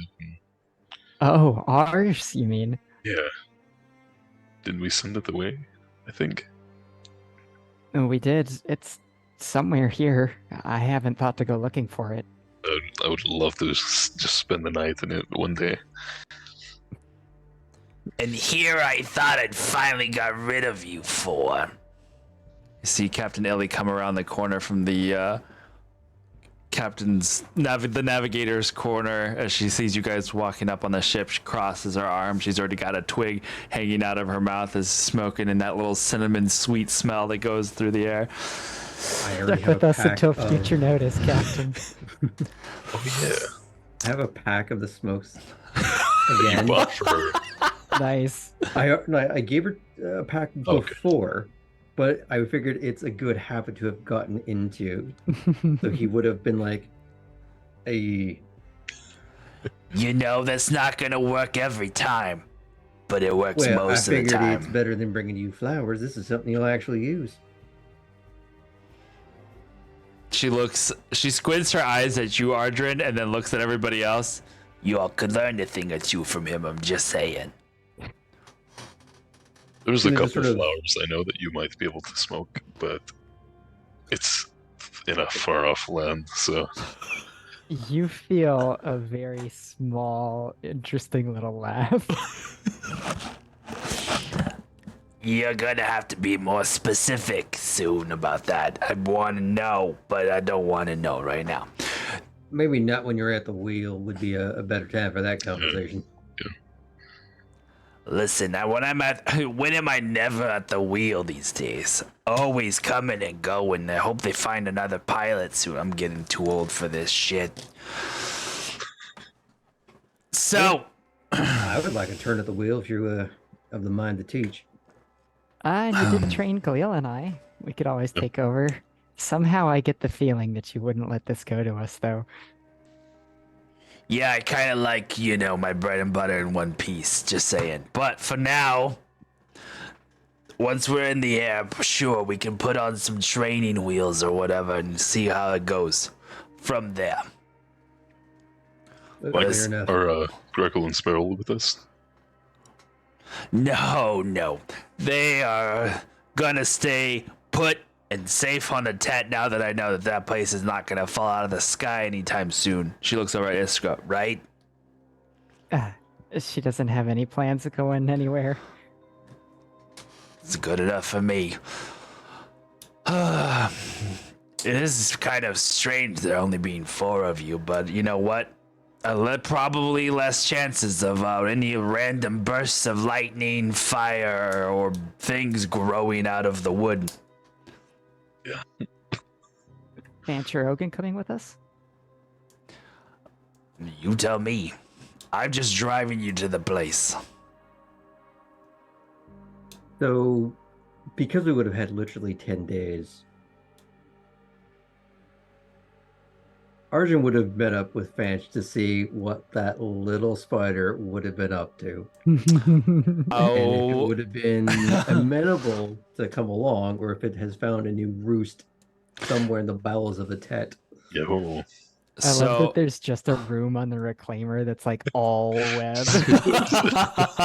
It looks like something out of Alien. there's like the abandoned wood block that's like there too. Yeah, yes. Popped The out. log of Hirsanos. One day, we'll Oh, she's long since just dropped that like the ballast that it was. Aw. We could still put it in the temple. So, Pop-Tart, Mm-hmm. you have found, Mm-hmm. and he has made friends Oh. all across a tet. He now has a literal web of followers, and you have seen him. Now, question: without the circlet, do you have a way of communicating with him? I do not. Okay. 'Cause I only talked to him the first time when I got the circlet. So I mean, he still knows somehow. I will say that it was like a couple of days in after you had returned that you saw Pop-Tart appear in your room with 3 to 4 dozen companions, all following in neat little rows behind him. And great. The kaiju is regimenting. Watch him doing little spider facing movements. So yeah, he kind of is showing off. You can tell that he is trying to communicate with his little paps, pap, pap, pap, pap, pap. But Catapults. yeah. Well, I was just doing pap, pap, pap, pap like that. But yes, those things too. So. I wouldn't have taken him away from that. If he's been enjoying himself, I'd give him more power to go do it. I'm just happy to know what he's been up to and let him continue doing what he does. He's the king spider on top of a flying city. I am not interrupting that. That's amazing. Yeah. So if you guys want to bring some of your NPC friends like Fanch or Ogun along, you are more than willing. You are more than able to. But at the moment, it's just the you 4. Okay. Orla as a sacrifice? Orla is not here. I know, but I can only wish. I can only wish. You want to bring Ogun? I think that would make sense because he's one of the people that was living in Thay and found new hope here with us. So maybe he has something to say to Max or about second chances or something like that, you know? You're welcome to try. And Dreamy's right. Fanch has become a paladin of Afriel, basically. Yeah. She's probably busy here. There is a lot of work to be done. You also might be a little overwhelmed and could use the brief foray. But yeah, foray if she wants a break with us, that'd be great. I mean, she did help me hook me up with some nice comfy blankets for the planned surprise break later. So Okay. So if she wants to come, I'll leave it to her. I will have proposed the question when I found out that we were getting the band back together. I will say then she will probably ask, "Do you think you're gonna need me or what?" I hope not, but Max was entangled with a devil, so Who's Max? with your new abilities, it might be useful. Oh, that was the boy you were talking about before, right? Right. And you've dealt with bone devils already, so She looks should be a over piece of and cake. she looks over and glares at you, Sonder. Yeah, bone devils. Mm-hmm. Big up. I Sure. wouldn't want it to come to that if we had to fight him, but Limbrinder, if we can like separate the two somehow. We can give it a shot. if he's out there anyway, we don't even know what we'll find. Kindred and who else? Stratos is apparently it's veiled, and no one can see in, and nobody's heard out. Ugh, I don't like the sound of that. Well, Sure, we I'll are go burning along. daylight, so we should figure out where we're going and when. I'll I go. want to go to Piralo, so do we want to go to his hometown? That the Brian player couldn't has pick him forgotten up. the name of. Couldn't pick him up in Tiraturos, couldn't pick him up at all, so start with Piardos and go from there. That sounds good. You know, we can move at a decent clip without having to hide who we are now, so I don't mind checking out a few places. Okay. Alrighty. So then the 6 of you, you 4 with Ogun and Fanch in tow, get on the reclaimer, and it lifts off, takes off into the sky. It is a quick trip to Pirados-ish. It's gonna be about like a day or two, but you get to travel all day and all night, so it is an easy flight with some new add-ons and not quick fixes, but a couple of tweaks that the not alchemists, the artificers, and arcanists aboard a Tet have adjusted the reclaimer so it can now travel on a guided path in a single direction. So not quite autopilot, but at least you set it one direction, it's going to stay going that direction until otherwise. Barrel Cruff advice. So good. So you'll have Every gear and lever just says TM and R in a circle on absolutely everything. Barrel Nice. Gruff Enterprises. Barrel Gruff Enterprises. Yep. All right. As you guys are traveling, is there any thing you are wanting to do?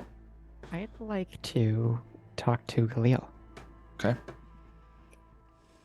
So one of these nights, maybe if Galil is in the kitchen again, as we used to do, I'll ask him in there. It's like, hey, Galil, how are you holding up?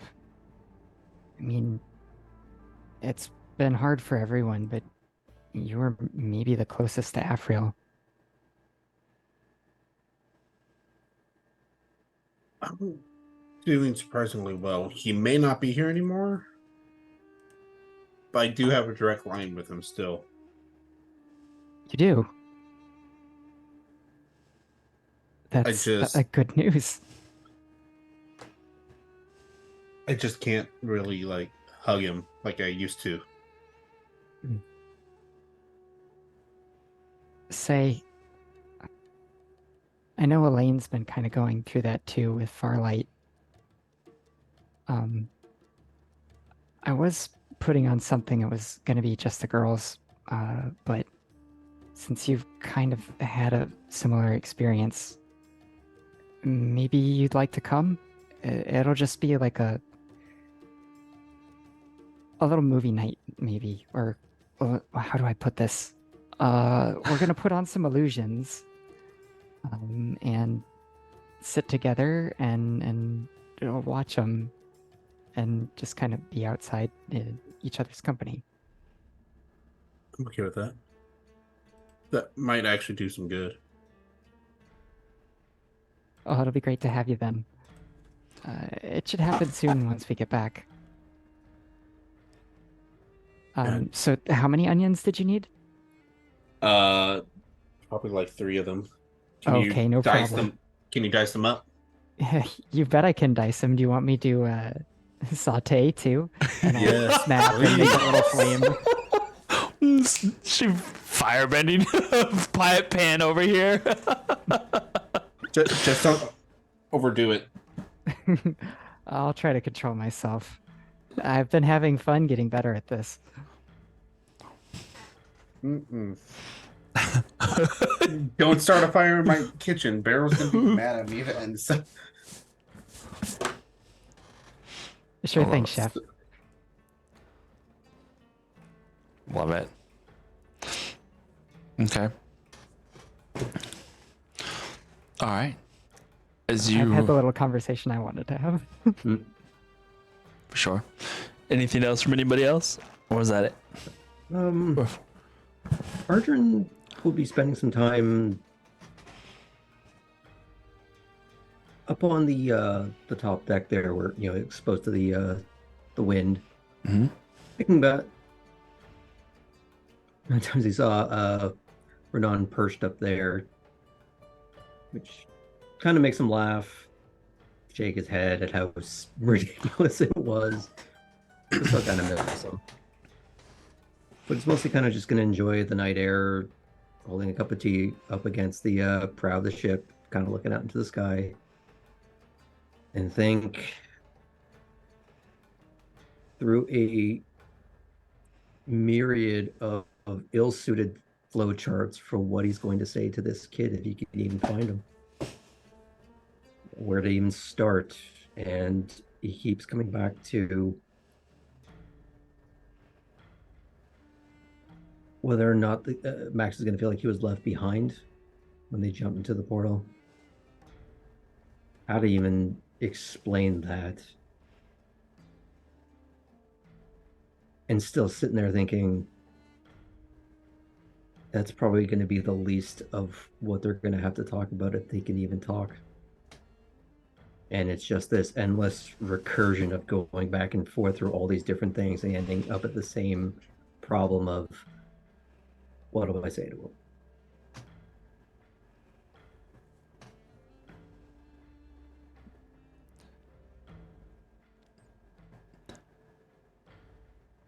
And have you figured that out?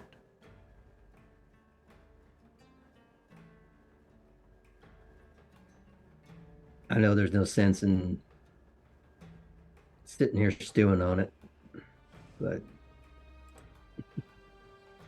I'm not going to know what to say until I see him. But I got nothing else to do until we do. He is a curious thing. And I mean that with the utmost respect, of course. He's has a challenge.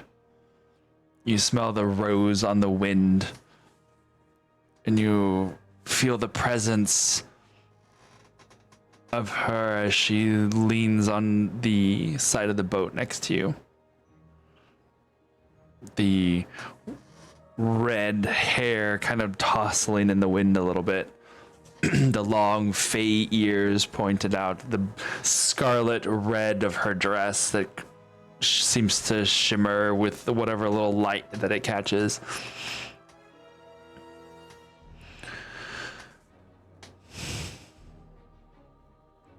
He is a curious thing. And when I say that, I sense the power within him. You know, it's probably not too unlike you and I to an extent.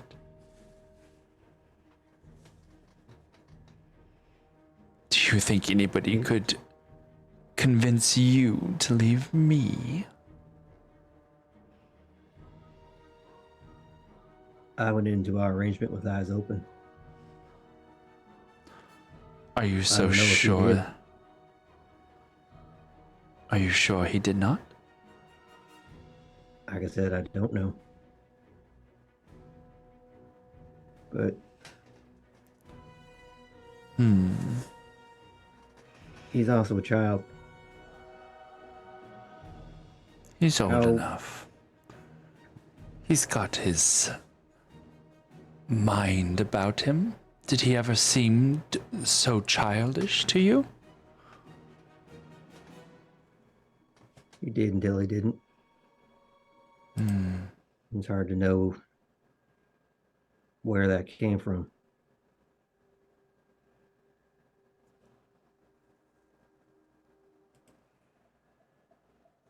You trying to warn me of something?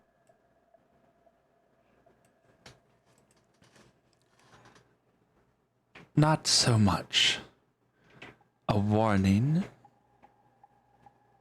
as preparation.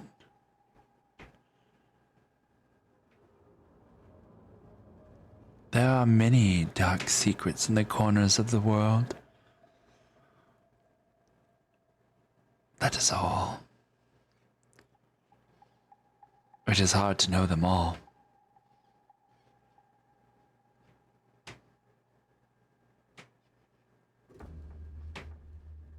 You should have the chance to see more than that.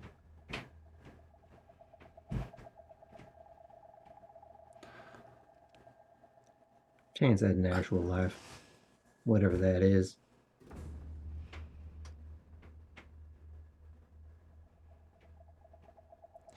I guess only time will tell.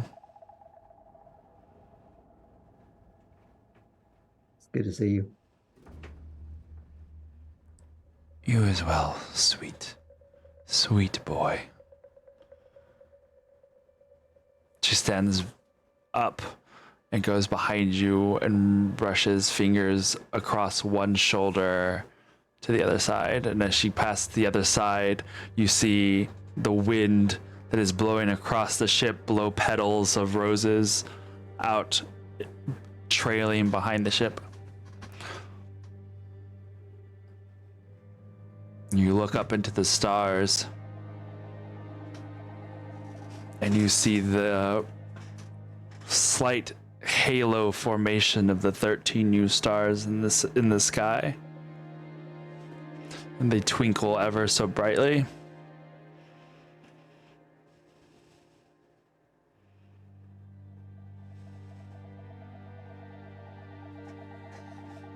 And the ship continues on across this vast, vast desert of Thay. As you guys are flying along, passing over village and city, you see that several of these places have remnants of upheaval. Some of these villages look partially burned out. Some of the cities smoldering where once perhaps stood fortress or barracks, as people had and risen against previous master, or perhaps masters squashed rebellion. It is hard to say. But there is still life in these places. And the sky no longer shines that purple light. And there seems to be a lack of sickness in the air that you had not realized you had felt whenever you had been going through Thay. Maybe at first, when you first entered, you felt that sickness, and then it had just become a part of you. And now the lack of it doesn't turn your stomach as much. But you pass over the dunes. There's that air of familiarity of seeing this frozen sands. As you go past Tierturos in the distance, the small little gem of green, and you reach the solid and frozen stone forests outside of Pirados. What are you gonna say, Iskra? Standing there one of these days with everyone on the ship, taking all these sights in, I just want to sort of comment on all of this that we're seeing, you know. Like, kind of turning my head to either side with everybody. I know we did the right thing. It's hard to see that turmoil down there. But the air, there's a sweetness to it now. It helps me know we're on the right course. If Solar here in the gray, things are changing in Thay. For the better. What do you think we'll find? I kind of look to Arjun and Galil and Sonder all. I found ash and cinders when we first got back to this plane. Did you get to see the city? What did it look like?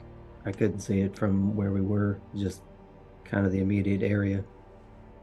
I didn't have time to really look for much else when we made it back to Atet. I don't know what we're walking into. I didn't think about it till we left. But Nara, the queen, if she's still alive, if she's no longer under whatever spell she was on, she would still be an enemy to us. She would know the face of Galil and me, possibly. What do we want to do if we run into her?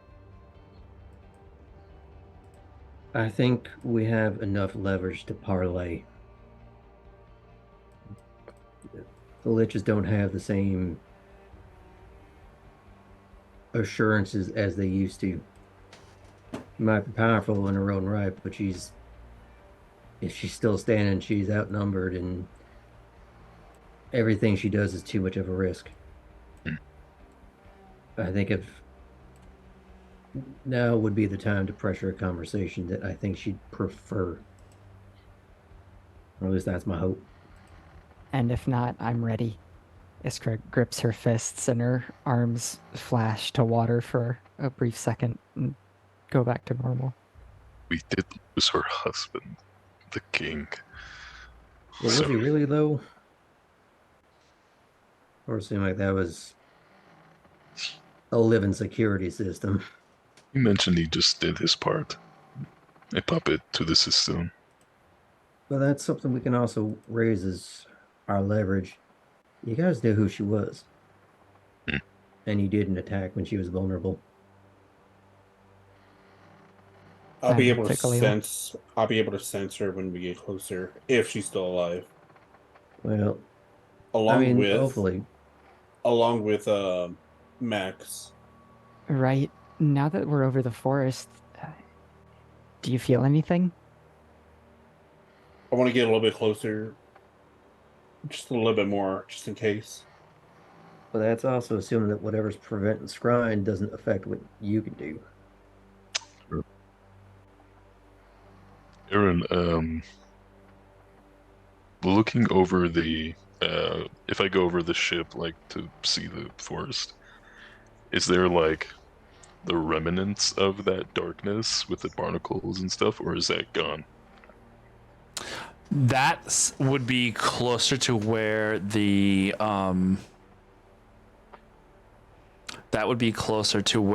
sacrificial altar was, and you're just reaching the entrance there. So you didn't really see the barnacles and stuff until you were on the other side of the river. So you would have passed Pierados in order to see that. And we'll say that this is probably, the sun is starting to set. It's not quite set yet by the time you guys reach this point of the forest, but you can see the horizon eastward.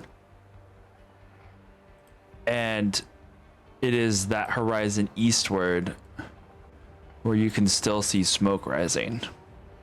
It's not thick like there's a current fire. It's just that very slight haze, and it covers a good portion of the horizon. And as the ship continues to fly overhead, you see in the distance the city of Pierados. And the closer you get, the more your stomachs start to tighten and your heart starts to beat faster, as the blackened sections of the forest have expanded outwards from across the river and across the forest that was around Pierados. In fact, as you're approaching, you see them. You see, yes, the flak guns go out. Yes. It'd be great to sail over Thay without having to worry about the AA. Oh no! Wait to the ballistas. Can't wait to retire and sail around the world on the SS Live Forever.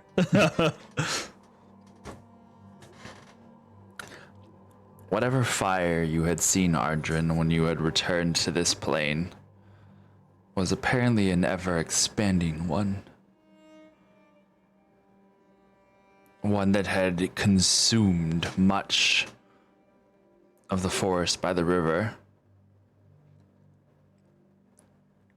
And now that you guys are looking over the horizon, the mountain line in the far distance looks changed somewhat. Far to the east, the mountains that had risen along the edges of the eastern side of that forest, beyond the sacrificial altar, there's one particular peak that is missing. A new valley seems to have formed there, as if something of a massive rock slide had occurred, and portion of it is no longer standing, but is now folded inwards. But that is secondary to the things that you see around the city of Pierados itself. Here, the blackened ground, as if some massive forest fire had obliterated whatever life had once been trying to strive to grow around the rivers, still smoldering slightly. You remember that the outskirts of the city, while damaged from the zombie incursions, had seemed to have been in the process of being rebuilt the last time you had seen them. They're nothing but rubble and ruin now.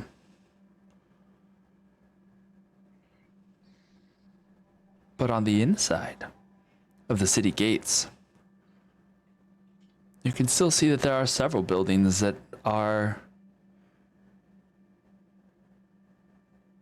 alight. They have light in them. The castle itself looks scorched. burned. As if whatever massive fiery cataclysm had swept across the land had made its way to the very castle walls.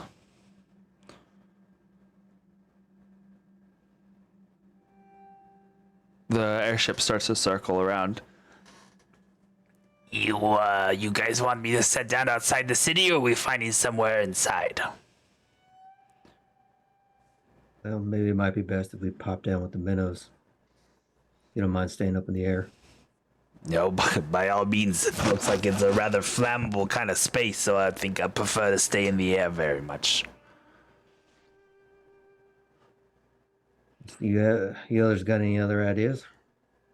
Actually, that's the safest bet right now. Works for me.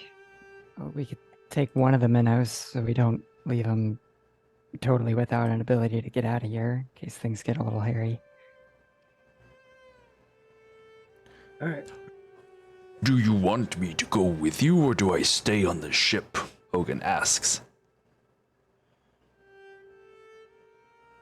Probably stay on the ship for now. Well, you need to survey everything before. Finch nods as well.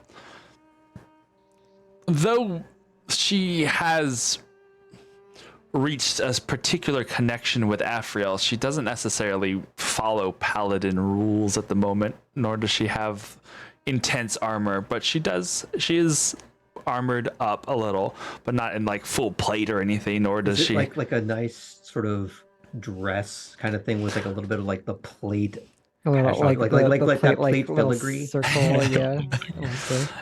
Like maybe one shoulder. It is a little bit of a dress, and it's mostly just like a breastplate that she wears. Okay. But it's not a full like battle maiden attire either. She does have a little nice simple short sword at her side, but she also carries with her like a quarterstaff that looks slightly more on the arcane side. You'll be the rescue team then. It's about time the tables have turned, if you ask me. Finch says. Is she still wearing my dimensional transport pendant? No, but you do have it. Okay. I mean, she would have given it back to you back on Atet, so you do have access to that. Do you wish to have it with you? I'm going to give it to her again now then, in that case. Okay. This time, instead of running away, this will let you get to us in a hurry. Okay. And we'll say that it has been charged arcanely. Right. Put it in her hand. Since you know how to use it. Again. A quick flashback to me and her climbing up a really tall tower in a tent with lightning flashing. Great Scott! Some wizards going, we can do that, right? I have to tell you about the night I go back. Weirdly appropriate. Beautiful, beautiful, beautiful. Back to the Future reference. Okay. Back to the game. You get in one of the minnows and take off down into the to Pirados. As you approach, who is one of the? Khalil, were you there whenever they first made their approach to Pirados the first time? You have a little bit of deja vu as you see from the city gate someone waving towards you as you guys approach. Not this again. And you see one of the guards. You go towards where the guards are at? Yeah. They're more lucid this time. As you are approaching, I want you guys to make perception checks for me. What time of day is it, actually?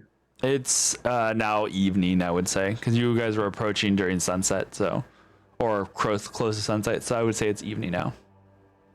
28. I am 20. true to form. They don't want me to leave D&D, so they give me a nat 20. I got a 10. Beautiful. So Wow, 28. looks pretty burned down there, guys. What was yours, Arjun? 12. 12. Cool. So middling. Middling. It's still not terrible. The amount of burn and wreckage here on the outskirts of the city is definitely a lot fresher.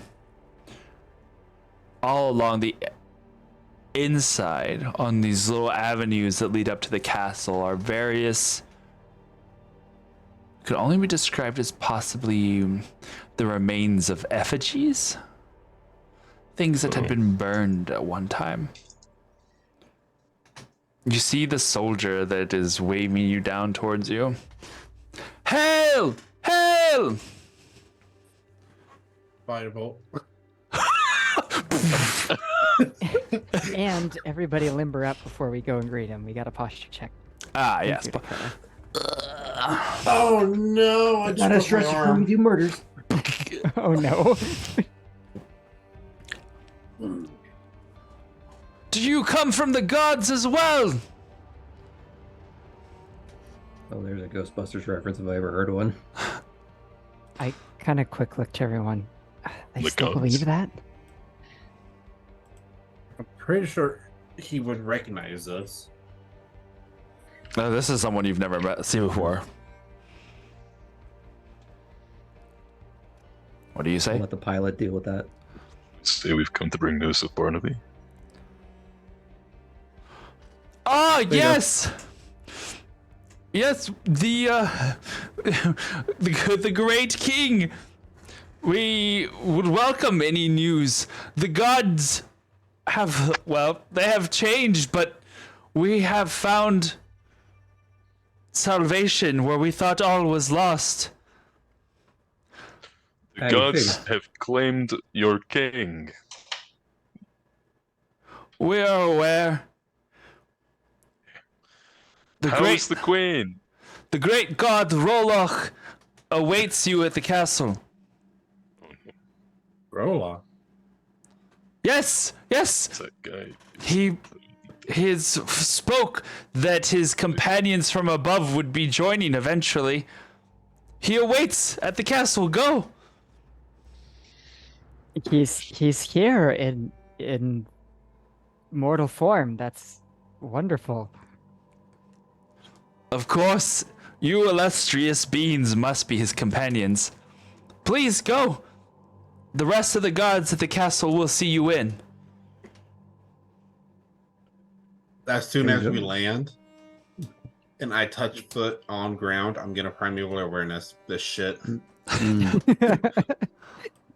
Primeval. That's a sentence Just if I've one ever. blinding beacon that is the size of that city. Just Like, how do I mark? Oh yeah, go to actual spells. Is it, I believe what he's saying, I think he believes what he's saying. right? Just yeah. He seems like a professional sycophant. A true acolyte. He gives you, I am guard Larry, and I am doing my job Okay. Yeah. vibes. Operation Celestial Dragons. I'm in I the am faith. I am a He's red. He's a red shirt guard. How about that? Oh no. Isn't that Okay. how we first got introduced to Piardos? Is by you showing us a whole clip of red shirt guards from the city dying? Oh yeah. Oh no! I'm eating again. Oh no! No cheek guards. I love that. This guy looks like a Larry. As you go, do you guys land the ship closer, the minnow closer to the castle? I'm assuming, yeah. I'm gonna do like the area that we built the bridge at. That's all the way over. Yeah, that's all The, over there. That's far away. That's That's far away. That's like towards the mountains and stuff. Yeah, let's land close in, Yeah, because bring the I don't limo up want to to the walk. door. Because you're at the city gates. It's just like a little bit up to go to the castle. Okay. Otherwise, you're going back outside. Way back I'm outside. picturing So that part's the burned puddle out. jumper from Stargate Atlantis, kind of just soft landing, like on a red carpet in front of the castle doors. The Who's, more who's driving this time? Yes, I am. as you guys are, I do have experience. So. you do have Yeah, experience. well, you and I drove one before. It was pretty Sergeant doesn't cool. even have his learner's permit. Approaching the castle, you see a lot more of the remnants of these effigies, and the sensation of dread starts to fill you even more with this revelation that the god Roloch has taken hold of the city. The And what do I announcement. sense? The announcement of his companions that he awaits. As you disembark from the minnow, you sense fiends and the presence of undead.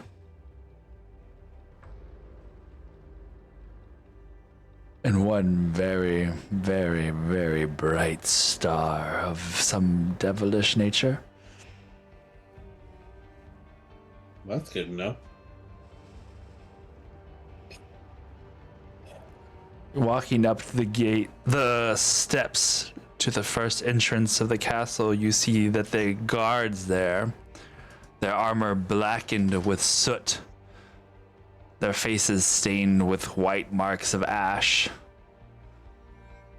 their eyes almost glow with an emberish color. As they watch you slowly walk past, grab at the door handles and open the gates of the palace. As they start to open. Here within the walls, more evidence of flames and fire. More evidence of some holocaust of flame. You see the remaining cindered ashes of what looks like flash-fired form of some humanoid up against the wall. At the foot of that flash fire, the charred remains of armor. You enter into... I one of the people that saw that in the alleyway in Tiraturos when Max evaporated Gabriel. I think first so. one? I think so. Yeah. Okay, that makes me pretty uneasy. Into the small hall that leads to the audience chamber. You see the grand table that once held a feast for you. There is no feast any longer, but piles. No more nachos. Piles of coal, melted metal, and small piles of what look like once had been armor, now half melted onto the floors. The throne remains, now built onto, larger, more grandiose. But everything in this place reeks of cinder and ash. There's almost a haze of a choking smoke that fills the throne room, and on the throne itself, the Black Knight sits. Smoke pouring from the seams. The large sword at its side, as he sits with like that I don't know how to put it, where it's like one leg that's over the armrest and the other one's like he's kind of leaning back. Has the sword out over the lounging. Yes. And just kind of rotating the sword on its point on the ground as it just kind of rotates around. Ooh. Do we recognize the sword? Oh yes. As we Sure. walk in, I can imagine that like grinding sound of the sword point a little bit. Mm. Oh, So my companions return. My, have you've grown.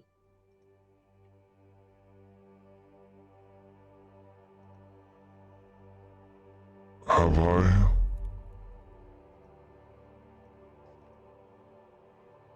I haven't noticed.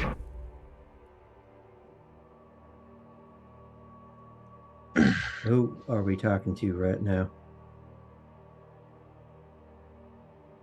Who do you think? He sits up in his seat. Lets the sword lean on the chair. Steebles his fingers.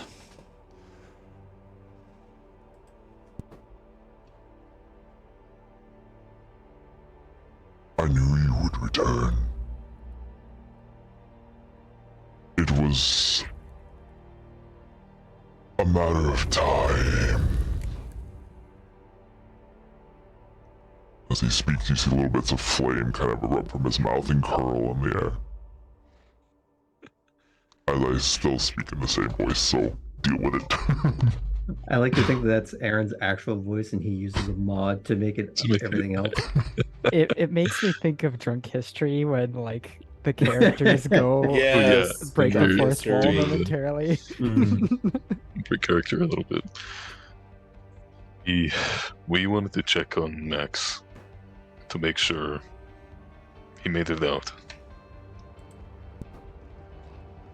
We're glad that both of you are alive and well. I kind of hold back a grimace, seeing the remains of what has happened here. Iskra's not totally on board with that statement and is having a hard time hiding it. Bertrand's going to step up a few more paces ahead of the group.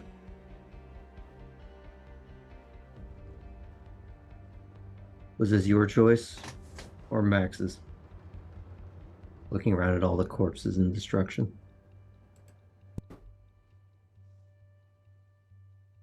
Why wouldn't it be both? Because I'm not sure how much say he has in your arrangement. Every time I've tried to get him to tell me, any of us, what you are to him, how you came to be, he's been stifled, muffled. So I question how much of his own volition is involved in anything that's been on. When was the last And- time he's... Sorry, go on. And if any of this is his doing, his want, his desire, I want to know why.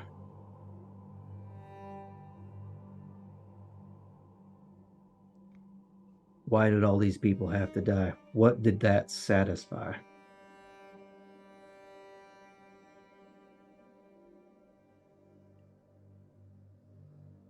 I've become the powerful hero of this realm. Is that what I've- this looks like? Protected the people of this city. They would have been tortured, butchered by the gods that they served. And now they're safe. And look, I've kept these things for you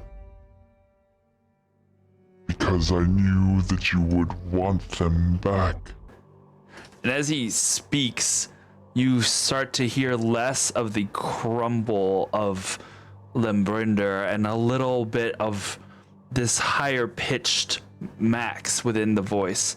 as if the two voices now joined are giving way to one and then the other and then back again. And as he reaches over to the side, your eyes follow and you see that there is a table on the side with several trinkets piled atop of it.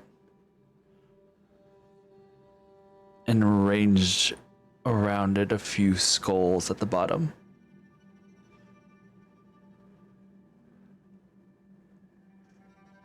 They were going to take your things.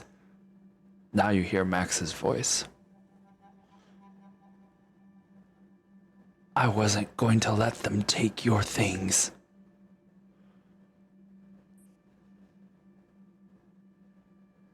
You see amongst the doodads on the table, Renan's circlet.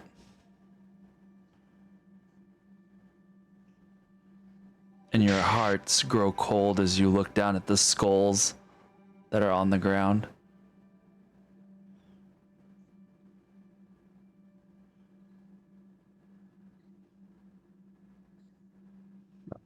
By the way. Or so, but not that way.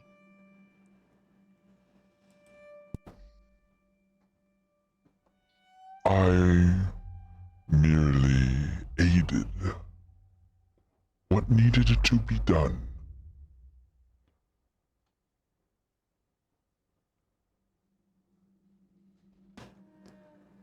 Aren't you proud? Before I respond, I know Josh had a thing he wanted to do or say here. He's holding his hand up for a while. Wait, did we see any, like, villagers, people that were, like, around the streets, or was it just destruction and chaos the whole way? Were there any people at all? You saw people. Okay. They watched as the ship flew overhead. Maybe not as many people as there had been before, but you saw people there.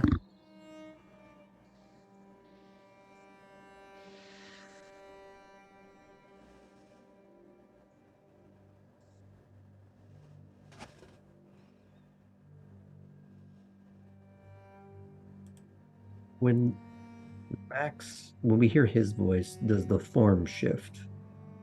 Or is it still the Black Knight? It's still the Black Knight. Gonna be, I assume there's like steps up to this little throne. Arjun's gonna be taking a few steps further up them.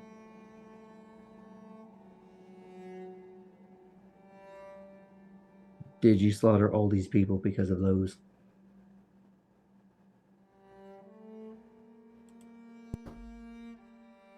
Did you slaughter the entire caravan for those?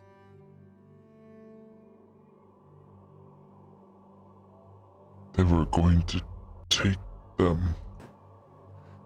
They were going to take them. And everything was on fire. They were not good. And you are.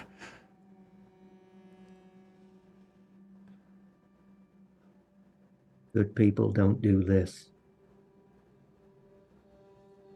This wasn't necessary. The knight stands up. A good few inches taller than you. Takes a step towards you.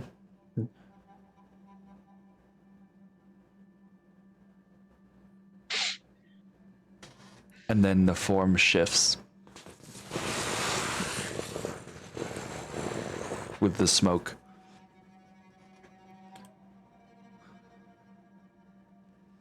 And a charred-looking boy stands there. He's not horribly burned, but he has been burned. Do they look like old burns?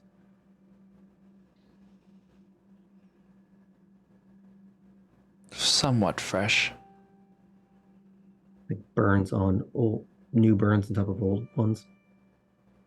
No. They look like just somewhat new. This clothes tattered and torn. The hair cut short.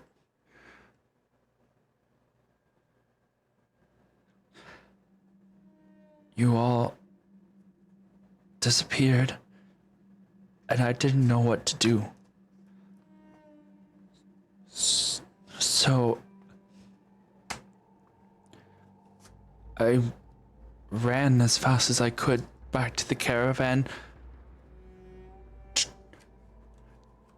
to try and get help. I put my hands over one of his. You'll let me?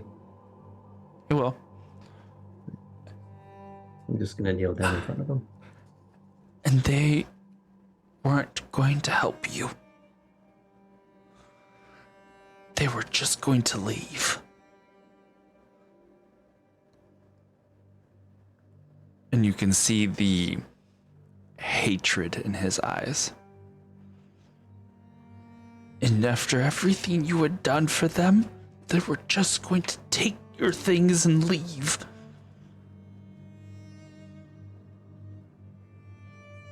And I wasn't going to let them.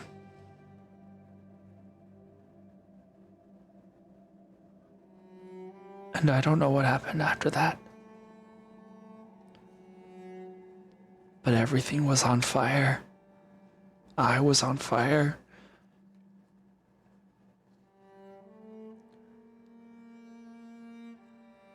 And the people were scared. They were scared of me. When he says that, I try and pull him in for a hug very delicately, knowing how burned he is.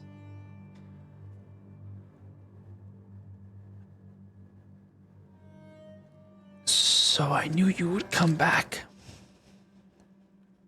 And we heard the stories of they falling and people dying. But I knew that you would come back. I tried to find you when we first came back.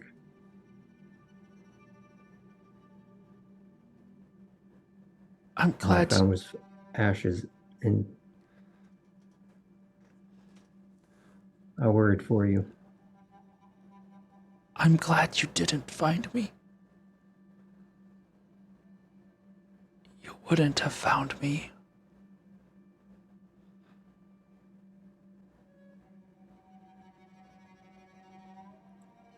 I'm not a hero.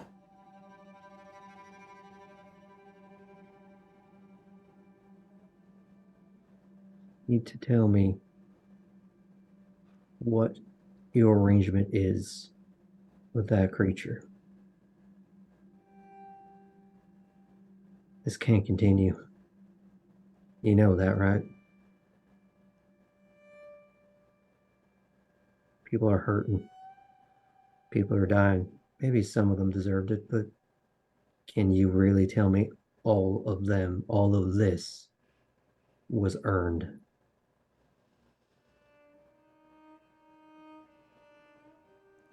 We need to end this.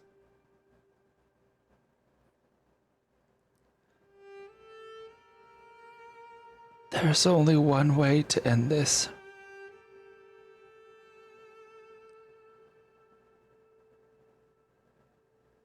I give up. I promised.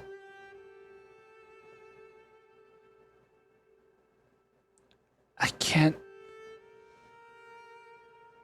I promised. And until the day I die, I promised. Did you promise? That he would have control. And that I would have power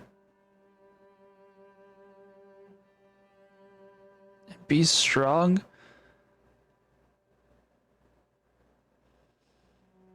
But I didn't ask how.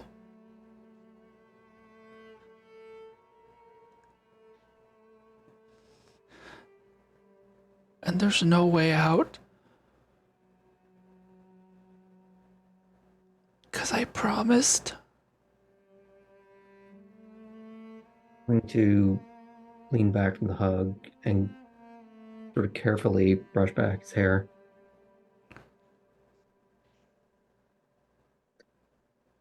There's a way out.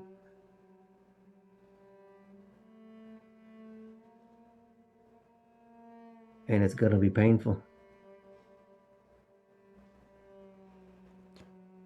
But the funny thing is about contracts is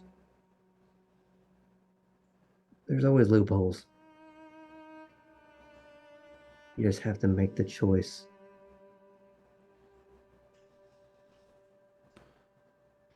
A hero isn't someone who does great things all day, every day. Just someone who, at the right moment, makes a certain choice. A choice not to let something like this keep happening.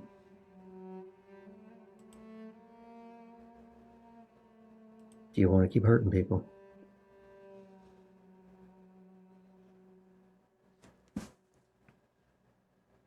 He just looks up at Ardrin. Tear going down his face, his lip quivering. And Sonder, you see his hand is slowly reaching for Limbrinder. Reaching for Limbrinder? The sword. The sword?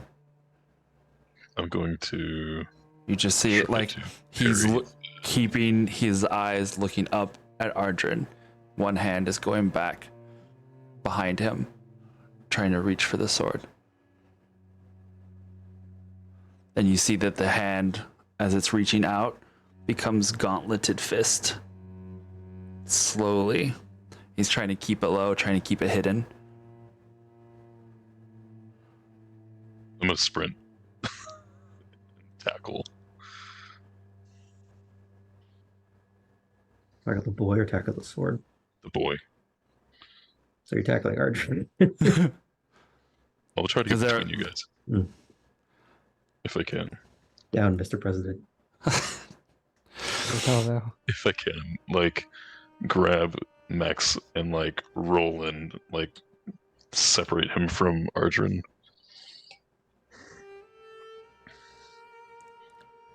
What happens next goes in slow motion as Sonder darts between the two. With the passive perception, the only way of 19, Sonder, that you saw this before Galil did, because Galil has an 18.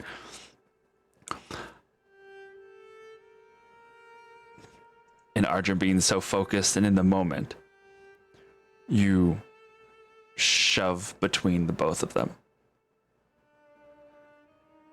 And in a flurry of motion, the sword is summoned into Max's hand. And you both tumble to the ground.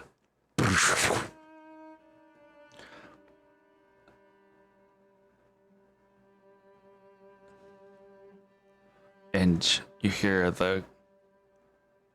a crack of bone.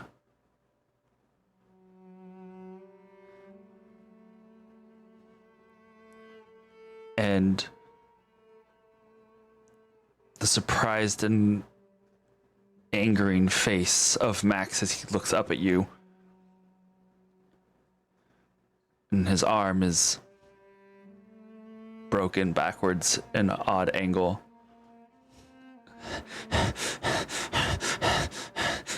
And he just starts breathing heavy and looking up at you. Okay, hold on. The sword that was in his hand, like, what happened with that?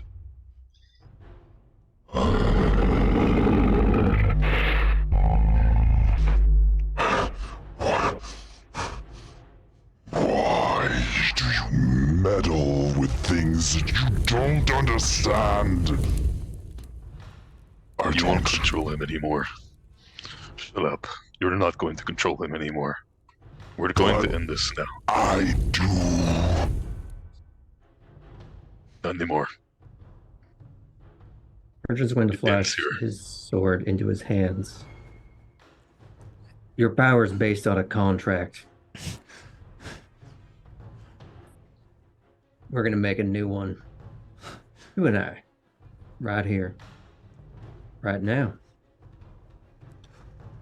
The arm snaps back into place. You want to hear my terms?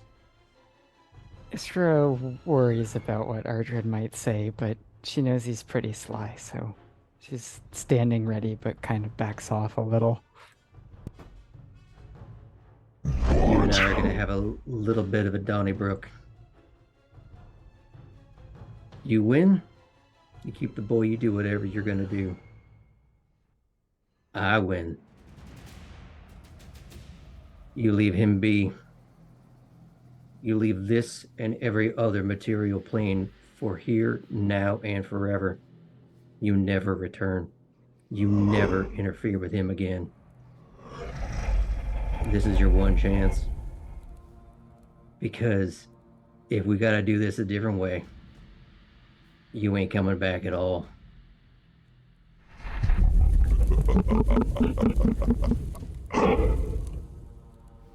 And you think you can stop me? You? With what?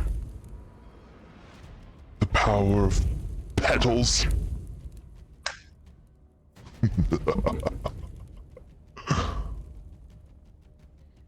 You want to find out, or are you too scared?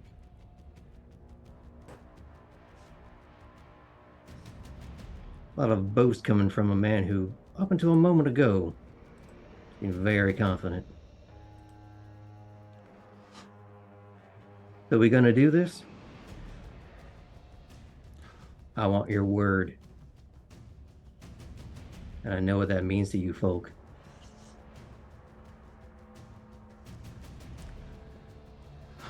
You can't beat him. Can't. Don't try and beat him. You won't. You can't. Then you beat him.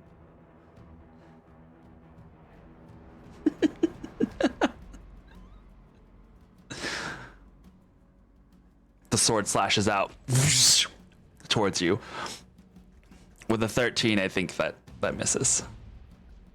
Well, for once in my low AC life. Yeah. Wow, I rolled really, really badly. For that one turn. He is going to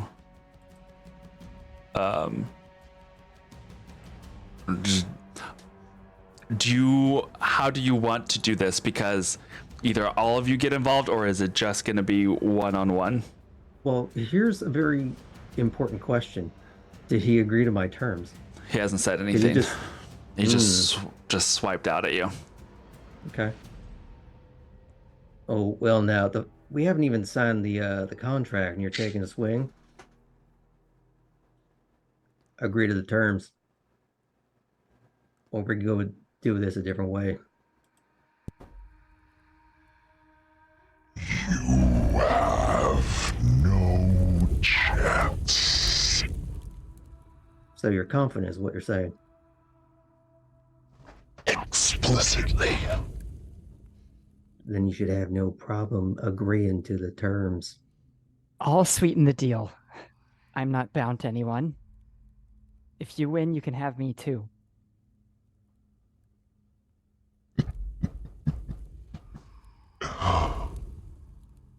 2 puppets for the price of 1.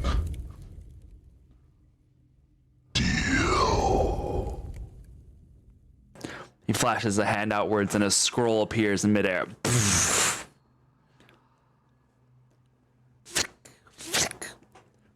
In your hands, 2 pins made of bone. So, knowing the hilarity of Fey Court deal making shenanigans, I'm going to very quickly read over this Thank you. and seal them loopholes and find ones to fuck him over, because that's just how it goes in Feyland. Iskra takes a big gulp.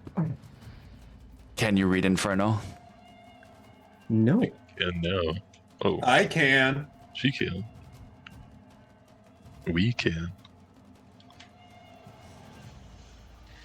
You look at the script. He speaks. Agreed. You defeat me. I leave everywhere. Return home. I defeat you. I get you both. Agreed. I want to know what Muscles McGee over here is giggling at. Come on, Adam, use your people words. And Max No. is left safe and unharmed.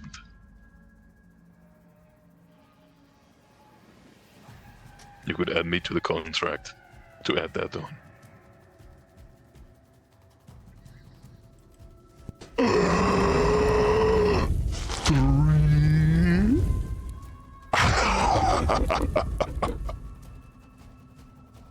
Agreed.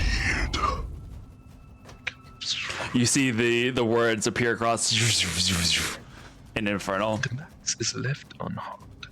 And yeah, I will.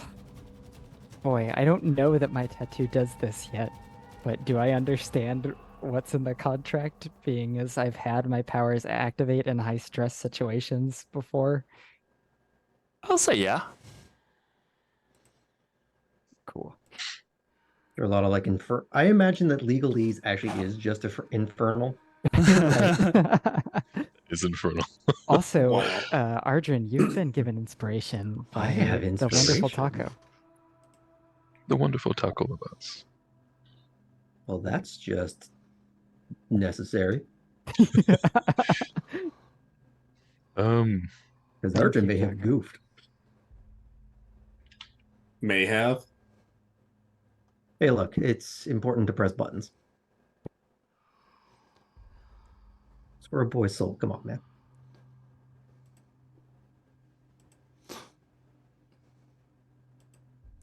Okay. Tune So in what's next good- week for our new anime series. So I accidentally sold my soul to a devil. Oh no. So what are you guys doing? Are you signing? I want to know what Galil's doing for one Oh. thing, because he's been. Do I, from where I'm at, is the contract like glowing Yeah. words Yeah. so I can actually see what is Mhm. on there? Yep. Yeah. Exactly as I said it. Okay. I expect the detailed in my DMs later. I am reading this right now. Literally what I said was what is Mhm. on there. It's not there's not a lot of like It's not like when you're getting the air safety instructions, where in French it's just 20 times longer for no real reason. Yeah. I love the action music for us looking at Appendix B with magnifying glasses. It's hard to do a Beautiful. montage about like staring intently at a contract, but we're doing it. If we can get like the Japanese like anime like the quick reading and action there. Some whooshing Yeah. lines near my face Yeah. while I stare at it. Weirdly, the opening credits to Attack on Titan are playing the whole time. All right, so what are you guys doing? I Working my knuckles will and getting ready. actually go up to Arjun. You sure you want to do this? I'm gonna look over at the Dark Knight and hell yeah. Sunglasses. Yes, indeed. Okay, well, with Ardrin's go ahead. I will cast Enhance Ability while patting his back. And give him Beer's Endurance. Ooh. So you gain 2d6 temporary hit points. And advantage on Constitution checks, just in case. For the next hour. Okay. That'll be helpful. It's 2d6 flat or 2d6 plus something. 2d6 flat temporary hit points. Okay. Actually, not bad. That's all the meddling I'm going to do for you. But I if wasn't he expecting that, so that's pretty cool. And then advantage on con, you said. Yeah. Cool. Let me just write that down. I guess we'll make sure that no one else interferes then.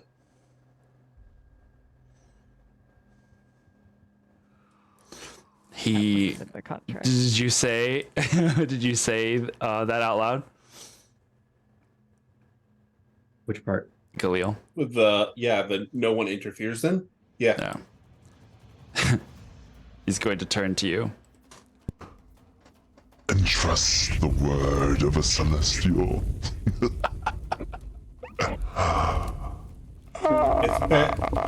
It's better than trusting the word of an infernal, and I say that in infernal so he can actually understand.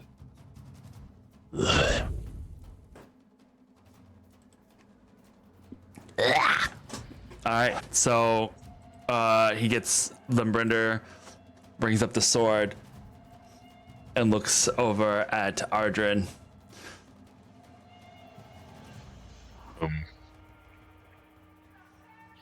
When they start talking in Infernal, Saunder's going to like wince in pain a little bit as he hears that all of the 13 speaking at once in his head, translating that to common in his mind. But it's like so much, and he's trying to get used to Tongue of Sun and Moon. Nice. Yeah. Cool.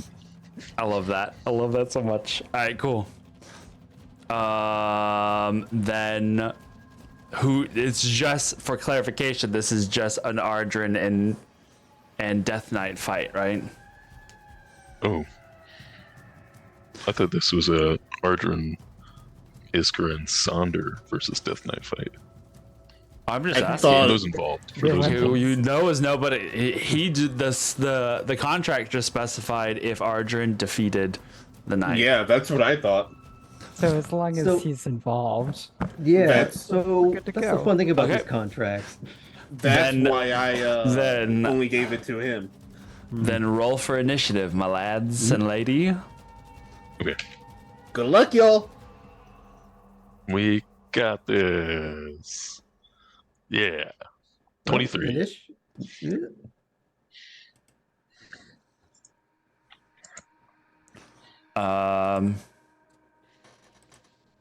Okay. Okay. that's 21 for me. 16. All right. 21, 16. But I would be willing to delay my action to allow Arjun to go first for flavor purposes. I'm done with that too. Then I can I can switch you two if you want. That's good. I will allow that. Oh, okay. That way you go. Why not? 'Cause why not? Okay. Fine, just means I die faster. Don't worry about it. All right.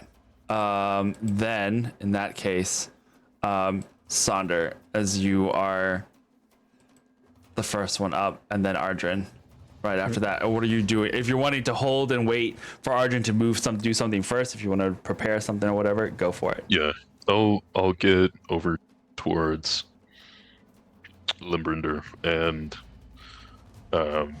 do like a fake out and roll behind him. Okay. And then prepare for Ardrin's attack. Cool. So I'll attack once he has attacked. Okay. If that's okay. Yep. Okay. Ardrin, what are you gonna do? Let me just reread something very, very, very quickly.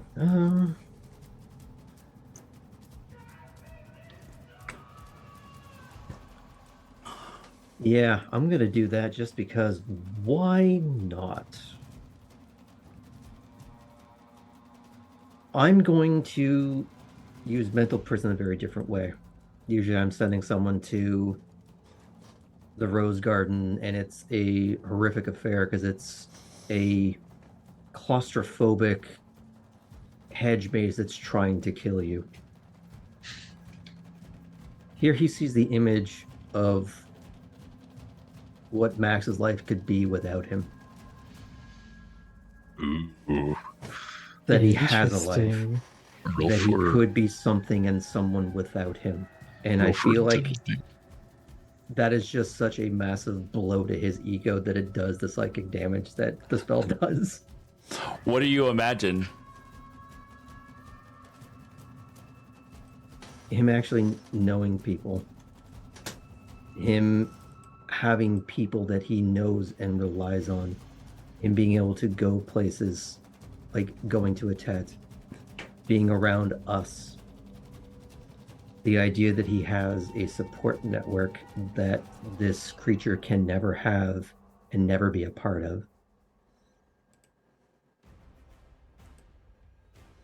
Alrighty.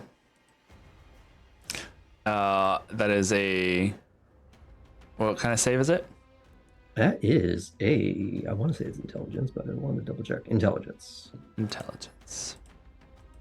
Oh, I will hit the button to actually cast that first. That is a unnatural 20 for that. For a total of? Oh, no, unnatural 20. Like, that is the total. I see. So that's the total, is it? Yeah. It fails, right? Because I think you have It a higher does than fail. Nice. Because level 13 is amazing. No, that's depending on how you want to rule it, because some people like to do it as nat 20 just is the critical win, regardless of what the actual... unnatural, not a natural 20. Unnatural 20. Unnatural. Oh, I see. Artificial. Haha. Artificial I 20. see. Dirty then. 20. So he fails, and he is going to be immobilized with this sweet image of what a life could be without him. Yeah. So and good. he takes Amazing. 17 psychic damage because I rolled some ones. But he is on a failed save, and you make me appear dangerous in some way. The target can't see or hear anything beyond it and is restrained for the spell's duration. If the target is moved out of the illusion, makes a melee attack through it, or reaches any part of its body through it, the target takes 10d10 psychic damage and the spell ends. So I'm just going to back up a little bit, and here's the voice in his ear. You really think you're all that? Look what he is without you. Look what he will be without you. You're just a sad little ember looking for a spark.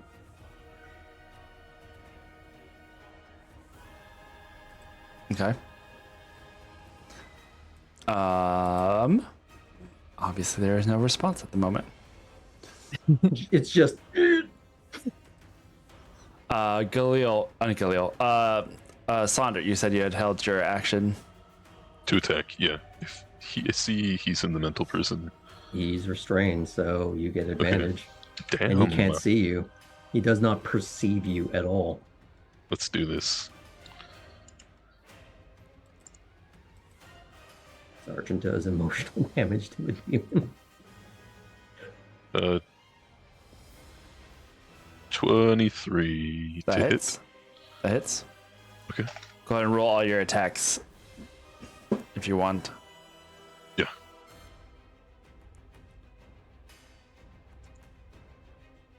See if I can 23. higher. 15 damage on one. Okay.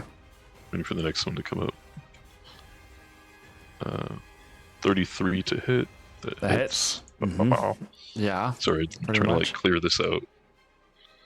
I don't have my tray anymore. 9 points of damage. Okay. And then let's do strikes.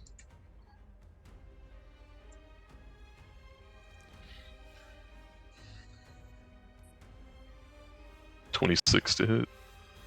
26. Hits also.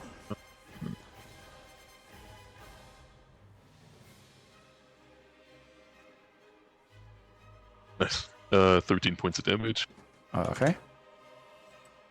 That's it. So he's going to do 2 whacks with the staff and then a kick in the chest. Are you behind him or in front of him? Behind him? So not a kick in the chest then. Or a kick in the, yeah. A kick in the back. Kick of the ass. Kick him in the rear. Kick in the Wow.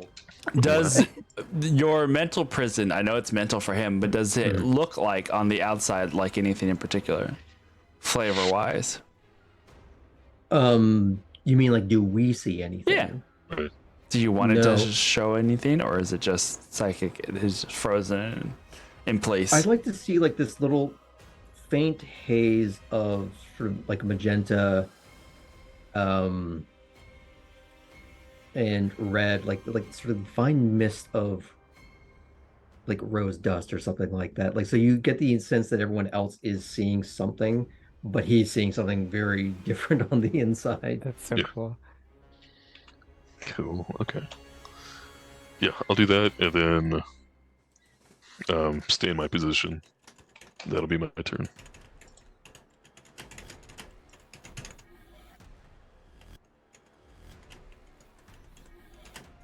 Okay. What does he do on his turn? He has to make a save, or he can't because he can't do anything, right? I don't think he gets to make another save. Whatever form the illusion takes, a target can't see or hear anything beyond it and is restrained for the spell's duration. If the target is moved out of the illusion, makes a melee attack through it, or reaches any part of its body through it, the target takes another 10d10. And the spell ends. And the spell ends. So I thought he could He- see me, but I don't What's this? think he can. What's the spell called? Mental prison, right? I don't think so either. So I guess you're just like stuck in it unless you decide to move or That do only something to it break perceives. Oh yeah. Mhm. So yeah, it lasts for a minute, right? Yeah, so I'm concentrating. like walk see through if the- anything beyond it. Walk through Oh, the so he blades could- to get he- out. Or Well, so question: how did he hear you if he can't hear anything outside of it? I would have said that was part of the illusion. That The he's hearing. illusion. Okay, him yeah. saying that, yeah. Because I said it wasn't like coming from me; it was in his head, it was in his head. Like, Okay, right Yeah. into his ear, kind of thing, just to be that really annoying, like psychological gnat flying by his ear. well, in that case, he is going to take a strike out at you, or Dang. assume where you are. I had walked back, so Yeah, he's just gonna. but I guess But he did just get hit. Yeah. So Mhm. Would he have done backwards? yeah, he's going. Flailed. He's going to flail to try and go Yeah. back Yes. behind where. Yes, to swerp. He's going to try and Swirl. swerp or swirl around. Oh So- man, he's swerping. He's swerping. He's swerping. Yeah, Would it just be be with glad it's not a disadvantage? sentient sword. Is it at disadvantage? Oh, if he's restrained, I don't know. He can't perceive. No, he can't see. It's at disadvantage. Blinded, I guess. Yeah. Who now 20s? So that is a 14 to hit. Yeah. That will miss. Yeah. And But that I is guess if that I is the understand you first of 3. Ooh. Hmm. I guess he takes the 10d10 now? Yeah. Yes, he Yeah. Damn, Okay. to get out of it. Oh, It'd be great The if this second attack is a 19. that misses. He does take 50, so I think he would probably Damn. get to 50 psychic damage, and then on his second attack, it would be normal because he's back in reality with a headache. Oh, true. 50 psychic damage. Yeah, on top of the Heard. 17 from earlier. Heard. 50 psychic damage. It's wild. So 67 total. Damn. Okay, well, then if that's the case, then the second one at disadvantage, if it's, I'm just going to reroll it. Fuck it. It would be with. We're it just would be regular. normal. Yeah, Yeah. normal roll. So second attack then. Oh, you got freaking lucky. It was a 12. Oh, That's wow. And the third attack is a 19. All of these are rolled Those. really low. Really low. Oh, so that means that he hits hard, naturally. The fog dissipates, and you see now this burst of like smoky black fire that comes from the joints of his body. Okay. Galil, the movement in the corner, it shifts in the direction of the group, and something is flying down. I intercept. I will intercept with my bow and actually strike at it. Make an attack roll for me. Once again, proving Galil is a bad enough dude to save the president. With Yes. with disadvantage because it is currently invisible, but you with that Blind. yeah, blind sight. Well, blind sight, but with the okay, so if you want to wait till it gets within your blind sight range so you don't have Oh, fuck disadvantage. that. No. Yeah, no. I'll take the disadvantage. Pretty quick. Yeah. Does his primeval awareness, if that's still up, does it Oh, true. see? Oh, well, it the wasn't single that. token? It was more of he rolled a perception check and it rolled higher than the stealth check of the Oh, I see. of the invisible thing. Description. 17 disadvantage. 17 hits. Yeah. Dope. Fuck. Getting invisible stuff with arrows. Master archer here. You're just watching the event go on. He's just like, boing. Anywho, back to the show.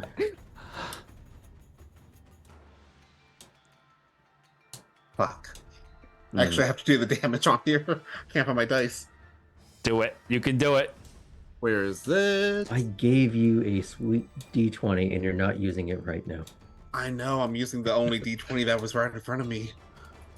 My dice, real quick. All the times. Okay, so the first damage is 10.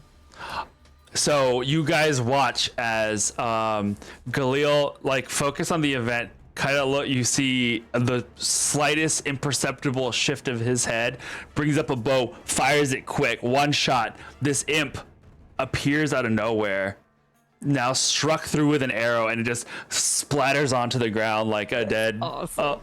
10 points is its HP. So what you just one Stapled to the floor.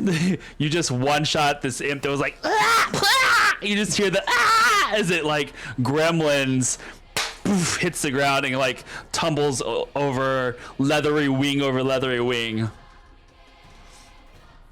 Entirely yell, too epic music for such a death. I'm yelling out in Infernal so anyone else can hear me. I said no one should interfere. You get an intimidation check with advantage.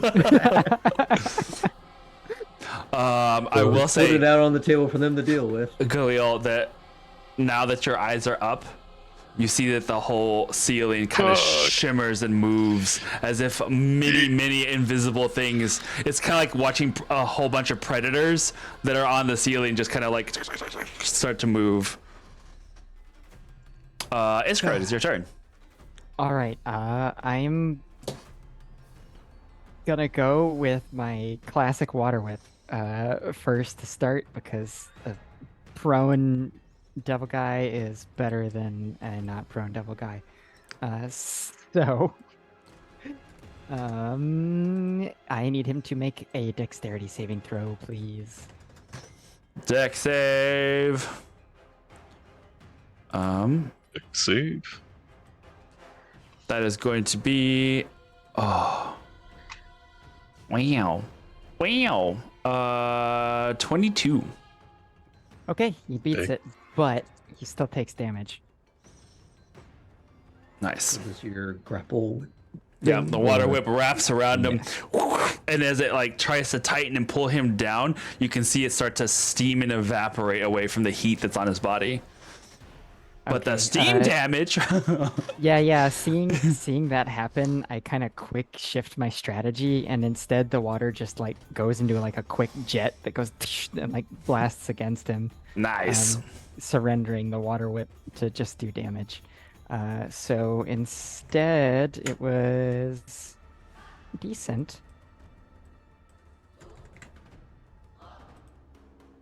20. 20 points of damage. All right, cool.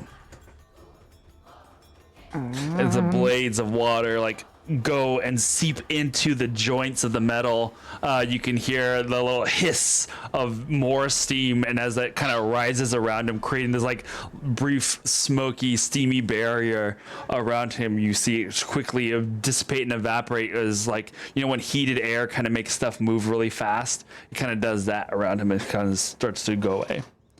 And I'll use my second attack to just hit him.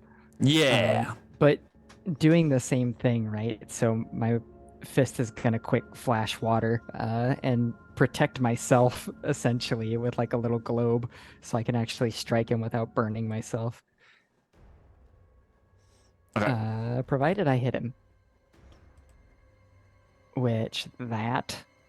Are you flanking with Sandra, or If you're attacking from the front, you provided I are. have the option, yeah. Yeah. I would like to.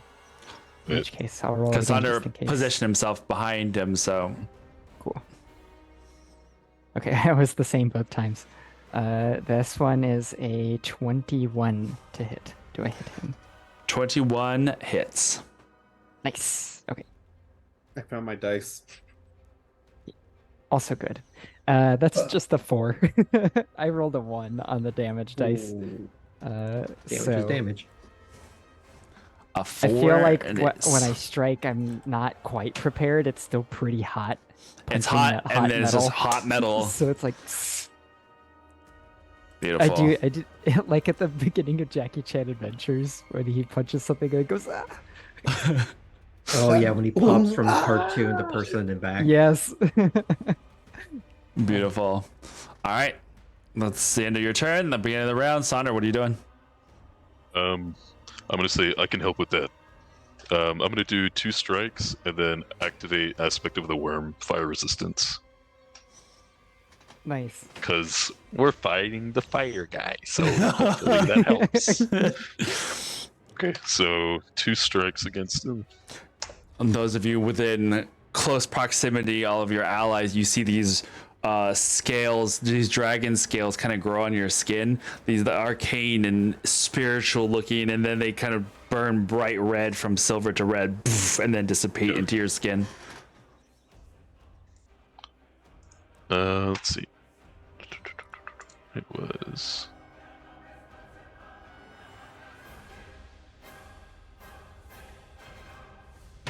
On every beat of this epic track, I'm just imagining more imps dying. Right. 27 to hit, Oh yeah, that hits. 16 points of damage. Okay.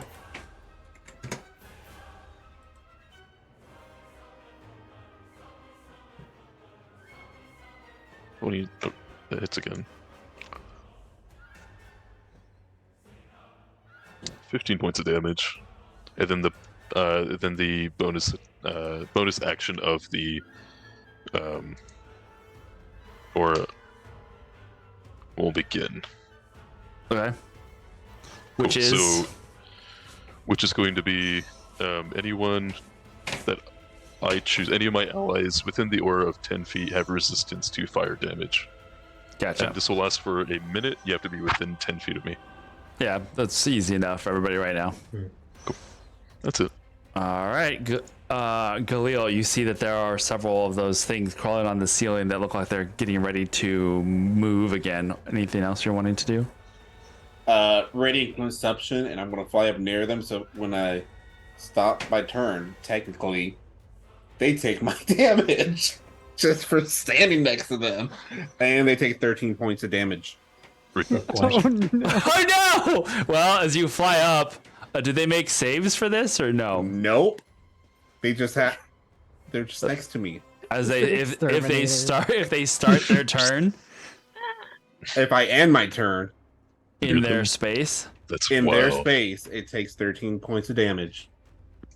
Radiant Galil too, is a right? human bug zapper right now. So in this moment, so far, we have Sonder like bashing. We have Iskra pulling in the water, turning to steam, doing the jagged spikes. You see Lembrinder like flailing around trying to strike at you guys, and in this like brief moment, everything goes in slow motion as you see falling from the sky, raining, charred, burning like imps just falling around you. As in the background and above, you just see Galil go like this as these fiery wings of celestial energy burn outwards, and in this bright light, you just see on the. You ever seen when they burn steel wool, and it kind of just does that little. That's my profile picture on Discord. If you've never noticed. Beautiful. So that happens above the ceiling as. We're gonna say it right now, 6, 7, maybe 8 of them that were up there where he was at just start burning in celestial fire as they start raining on the ceiling and like smacking into the ground around you guys. We all roll at disadvantage now because it's raining pittance. It's I raining. mean, I'm also radiating bright light for y'all, so. Yeah, the room is now bathed in this light. Arjun, it's your turn. What are you doing? Wondering if I should have brought my Thaviators because now it's bright light and I'm the brow. But he's behind me, so this Yeah, is that's more fine. limelight. It's I fine. mean, wouldn't worry about technically I'm above you, so you're good. Just don't look up. So he's being harried by my compatriots, like directly. So trying to think about how I can do this. I just want to. I'm gonna just kind of just step to the side and just be eyeing him the whole time. And I'm just gonna shoot him with Eldritch Blast. Yeah. Eldritch Blast. Pretty much. Eldritch Blast. Actually, this is a question because he's being. I don't get advantage on this because they're on either side of him, or like he's focused on them or anything like that, right? You and to me, you and Iskra are side by side, and Saunders behind him. Oh, I see. Y formation. Oh, if you're yeah, but it's also okay. The way you're treating this is that it's basically point blank, so Eldritch Blast would be a disadvantage. Unless you're stepping back, then what you can do, you can step away if you want. I'm going to use my sword because that's fun for me. Okay. Use your sword. Does a 17 hit? 17 misses. Clangs off the metal armor of his like. I hit the imp. Is this flanking or no? With the Y formation. Yeah, sure, why not? Okay, so I'll just roll that again just to see if that's better. Doesn't. Ugh, that's worse. Well, I get a second hit.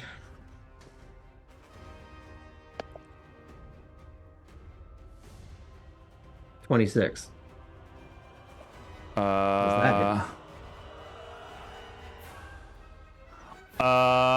26 would have hit, but he used his reaction to use parry instead. Dang. So with his sword, he adds 6 to his AC against one melee attack that would hit it. Well, that's cool. This reaction's been used. And yeah, I am going to actually, as used as reaction, I'm going to take a few steps back to try and go to Matney. Okay. How far back are you going? Just 10. Okay. Because I still like if he breaks free, I still want him to stay within keep away range with Iskra and Sonder. For sure. I want them to For place sure, Mucky in for the middle sure. in case he tries to get away. Um, I'm just waiting for Limbrinder's like his I'm waiting for the ultimate. second life bar to pop up, to be I honest. know, right? This isn't even my final form. Yeah. His demon form. Well, this No, might it'll be like he'll be in Max's body, but with Limby's voice going, "You have to kill me now." It's part Yeah, of the all right. contract. He can't be harmed. But we'll see. okay.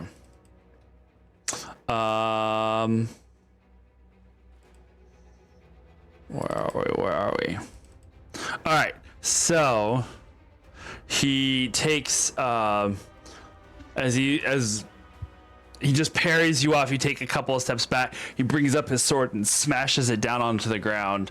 I need the three of you to make a Constitution saving throw for me. Ooh, come on. Oh, you're welcome. Yeah. They're monks. They can survive it. Not me today. That's That's dexterity, not con. Wow. 10. 9. Woohoo! 4. It would have been a 1. So Hey, we're all near each other, right? With advantage? It's fine. Yeah. Holy. Do we all get to What? go flying backwards like for like Um, Kung Fu movie extras? Yes. Well, no, and yes. So as he releases the sword into the ground, poof, you hear this loud clang of like sword hitting stone. And aside from the reverberations of like the sound wave going poof outwards, there is also an unleashing of black fiery smoke from the sword that goes out, fires like a secondary wave of destruction. So it's like that first sound wave that hits, and then the second one of like a blast of smoke in all directions. That is going to be 24 points of thunder damage, as Owie. as well as 18 points of necrotic damage. Oh, As it I'm goes super hurt. outwards in this destructive wave of necrotic energy. He pulls his sword back up, and as he like had gone down into like a little bit of a kneeling pose, you just hear this like low growl come from him that burns with that flame. Okay, it was 18, and then what was the second damage? 18 to 24. 24. All right. That ends his turn. He's now like looking at the three of them, then like looks up at Galil, but is like trying to see where the next attack is going to come next. Iskra, it is your turn. Okay. We are gonna just go in for some strikes. In fact, I'm gonna take a 5-foot step backwards, and as I do, you will see my arms flash into the water form again and then stay there, and then I'll use my extendo fists to go at him and fight him from a slight distance. So first attack almost rolled off the table, but is going to be a 23. 23 hits. Followed by an 18. That misses. Followed by another 18, sadly. The first attack hits. He's now aware like that you're attacking, and he uses his blades to try and slice at your arms as you're attacking, and you're having to kind of like dodge. You're like pull your punches a little bit so that blade just goes right past where your knuckle was as you're like Right. Yeah, and I imagine since it's water, like little jets of spray are like kind of blasting out as he grazes me. Yeah. So yes, I do though with this get to choose to empower the strike on a hit if I Sure. so choose by spending extra key. Yeah. I'm gonna. So the one that hits is hopefully gonna be good. Depending on how these rolls do.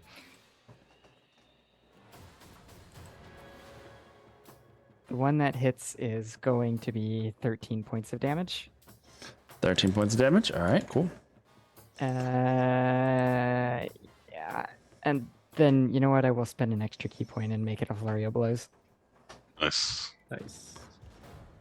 Which I shouldn't have done that because that's not going to hit. So I went in fast and furious, but I think that my worry at this whole situation is making me not as effective. Just seeing all the death and destruction and the fact that we're fighting a child, and also that I have signed my name to a contract I'm to sure enslave it'll myself be. to this guy. I'm sure it'll be. It's just a little fine. nervous. All right. That's it. That's all I can do. Top of the round, Sonder. What are you doing? So I'm just going to go in for a couple strikes and try to stun this guy. Let's see. You gotta remember to roll with advantage. Wow. Okay. You didn't roll with advantage? Oh, do I roll with advantage? We're Oh, still okay. flanking. 10, You were- 30. 30 hits. Okay. Fine. We haven't played in like a month, so we're Yeah. 12 points of damage.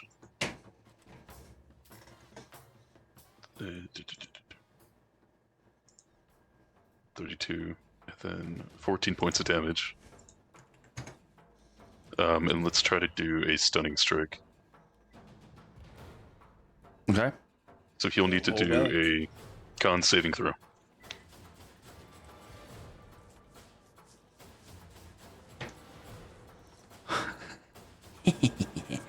A 19. Okay.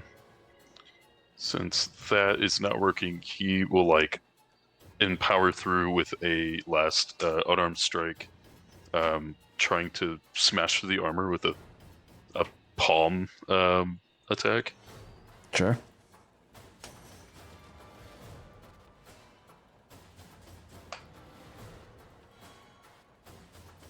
That'll be a 27 to hit with 9 points of damage and one more attempt at stunning strike. You betcha.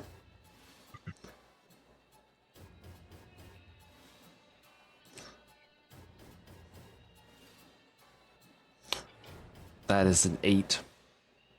8? Okay, then he is stunned. Until he uses his legendary resistance to not be Of stunned. course he's got that. oh no, but it's been used. One of them has been used. Hmm.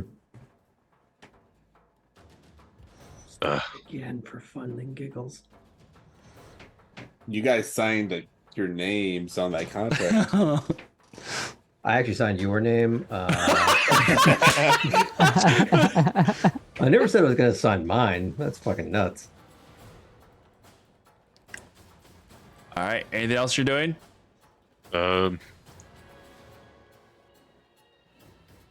That's it. Yeah, that'll be it. That'll be my Arjun, turn. About what do where you? you're going to live in the sulfur pits. I like to think that during that little shockwave, Arjun was pushed back in that like sort of 3-point anime like slide. Fuck. Yeah. What? Well, it doesn't really matter because you don't really going anywhere, but you are knocked prone after that attack. Oh, Okay. So Yeah, I so guess that, we that didn't works with move, what I was so- doing. yeah. So I'll just sort of like be knocked backwards and then sort of use it as a roll and take the momentum to kind of do that 3-point anime slide while throwing Eldritch Blast at him. Perfect. Beautiful. Because I've been knocked back a little bit. 31, I'm assuming hits. The hits.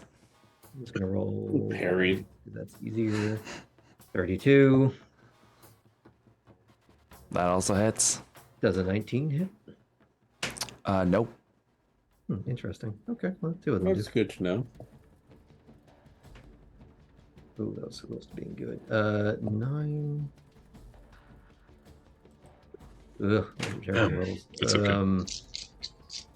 17 force damage. Alrighty. Oh, The- damn it. Yeah, never mind. I'll do it next time. Okay. The blasts hit him in the shoulders.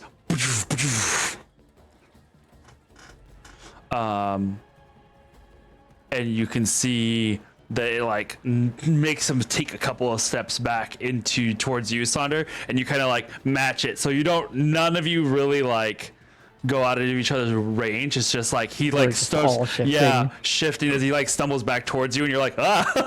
It basically is like the Kung Fu movie monkey in the middle sort of scenario where we're all just hit, Absolutely. bouncing back, hit, bounce. Yeah. But as this is happening, it's like, you don't have to let him keep taking control. You can fight it. You just have to try.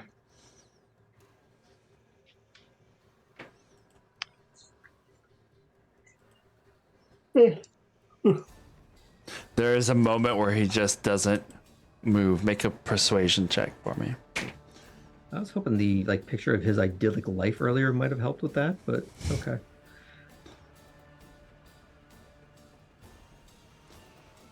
That's a 29.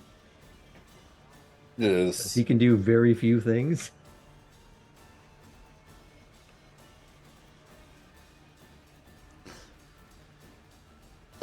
You see the helmet disappear. And it's just Maxwell's face.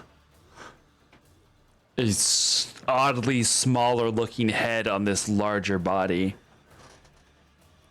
It gives you almost like mech suit kind of vibes, as it's just like a little bit smaller than the whole rest of them.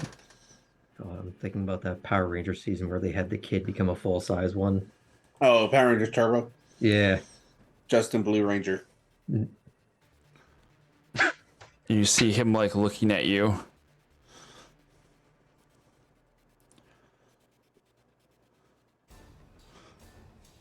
And he takes the sword and looks at it and then plunges it towards Iskra. yes. Yeah. She's gonna die. No. The But gods an imp was rushing forward. the gods are with you, as that is a 14 because I rolled a 3. Holy sh! Can I use my like watery arms to like stagger back and then like do a quick clap to like Sure. create a jet that blasts it up away from my head barely? He takes a step towards towards you, Iskra, to like bring the blade even closer towards you as he makes a second attack towards you with that blade. That is gonna be a 24 to hit. That does hit me. That is 7 points of slashing damage. And then the ensuing 27 points of necrotic damage. Oh my Not god. fire. Not fire? No. Okay. Iskra deflects one attack and then drops. As she Oh shit. claps the blade together, she holds it and looks right into Maxwell's dead looking eyes as the blade then continues forward and pierces into Iskra's chest.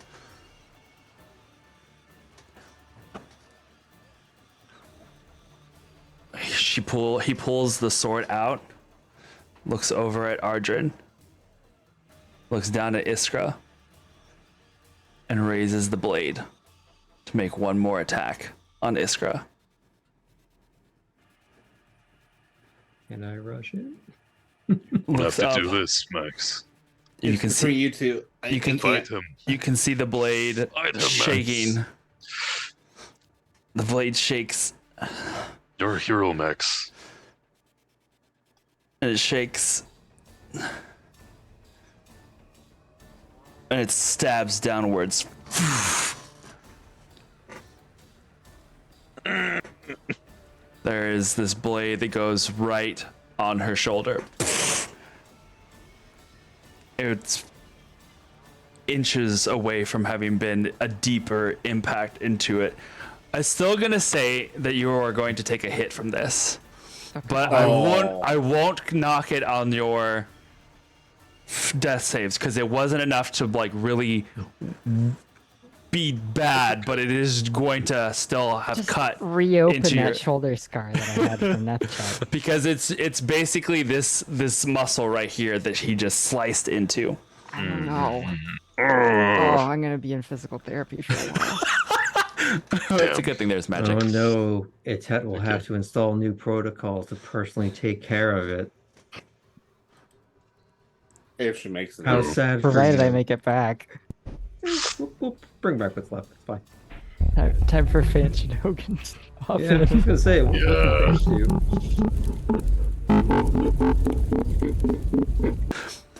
It is so strange watching this boy's mouth open and another's voice come out of it. Sonder, it is your turn. What are you doing? Sonder's gonna, in rage, yell out, and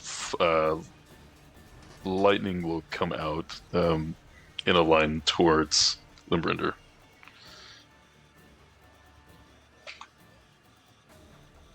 And that's gonna be...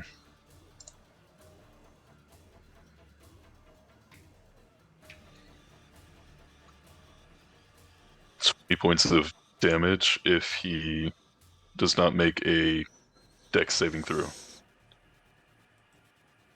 Wisdom. Wisdom Sorry, or a dex? No, dex. Sorry, no. I use wisdom to give him a Yes. dex saving throw. Yeah. 22. Ooh, okay, so he takes half. Unless he has some Limbrinder special powers that prevent that. No. The blast of lightning flies towards him, and you see, for the briefest moments, the dead eyes of Max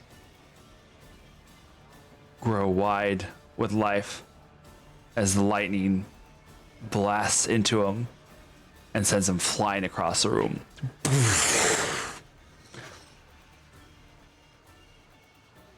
Now, the contract was if Arjun defeated him. It's my turn.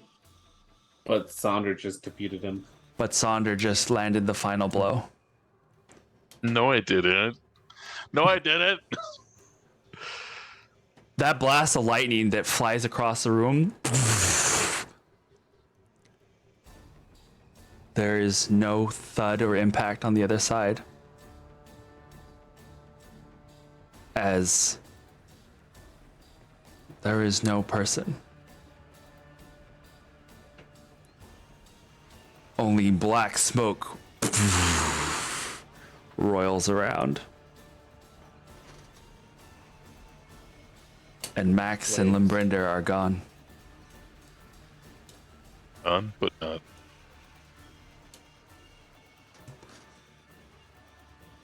You've defeated Limbrinder. I Where fly you say down. go? Cure wounds, 4th level, Iskra. Yeah. 48 I- plus 3. Shall I apply that myself? Yeah. Okay. So there's this sort of swirling black mass where the impact ought to have been. Yep. So I'm going to do something ridiculous. Kill Do I him. get the sense that whatever it is still there? No. Just sort of coalescing? No? It seems more of a dissipation of some sort of portaling magic. I'm gonna use primeval awareness again. There you go. Wow. The spattering of little flecks of fiend still surround you. But there is no bright, brilliant point of infernal energy any longer. And even the undead that you had sensed have fallen. It's just this. You hear the skittering, scattering of the imps and their wings as they become visible, and start flying out from windows at the high points of the castle.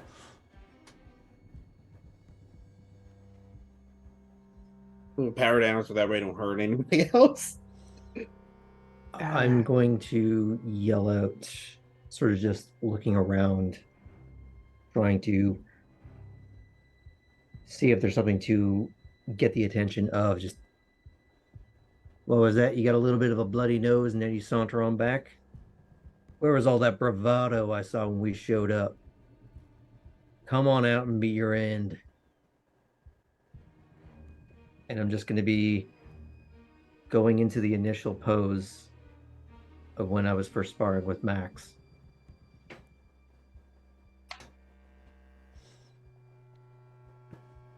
Come on out.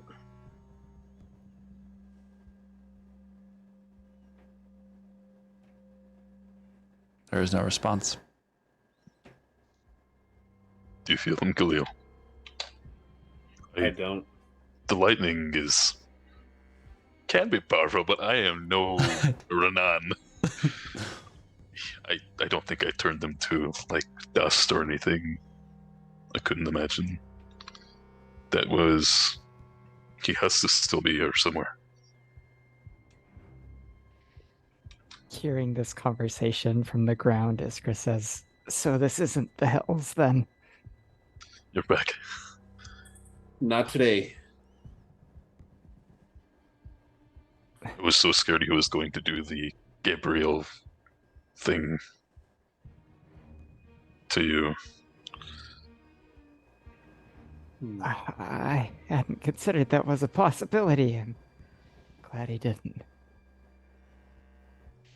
I stand up and look around the room with everyone else.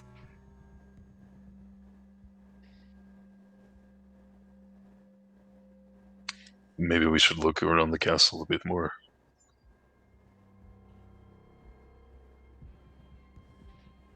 Or do some of y'all need to rest? Well, you three need a rest, if anything. If he's still here, this is our chance. We can't let him go.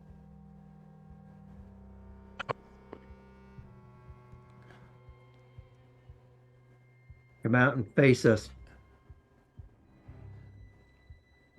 Arjun, you hear the voice on your side. He's gone, love.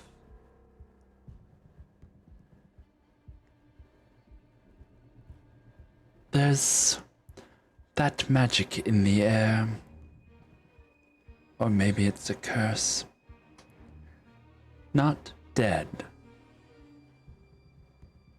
but defeated. He'll be Did you say a back. curse? When things die outside their plane, particularly powerful things, sometimes they get sent back where they came from. And if the boy made a promise and sold his soul, where do you think he went? But the contract is up until his death. And he's not dead yet.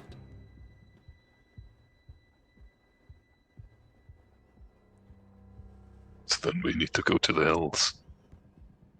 Don't know if you can hear this part of the conversation or if Arjun's talking to himself. Oh, sorry. So, no, yeah, I cannot hear this part of the conversation.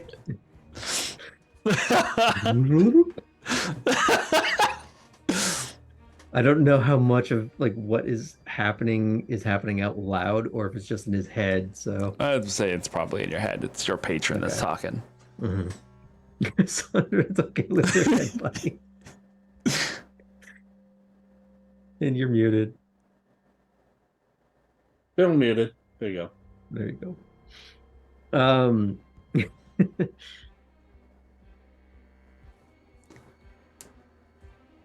I can't let this continue. I need to finish this. It's not fair to him.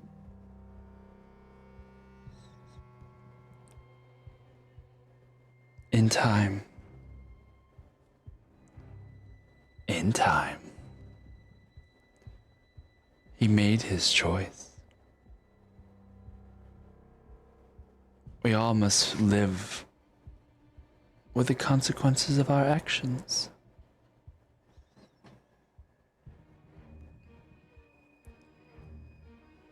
You'll get your chance. Be patient.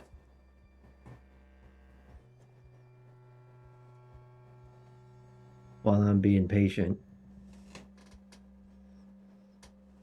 he literally goes through hell.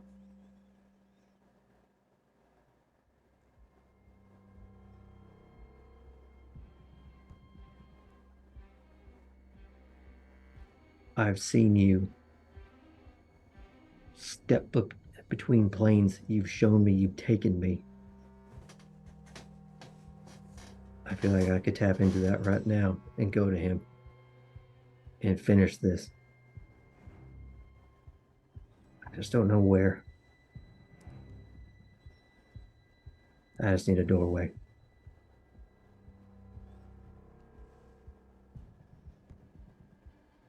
Then we find one. So out of character, as my level 7 spell that I've taken as part of the Arcanum thing, I have plane shift now.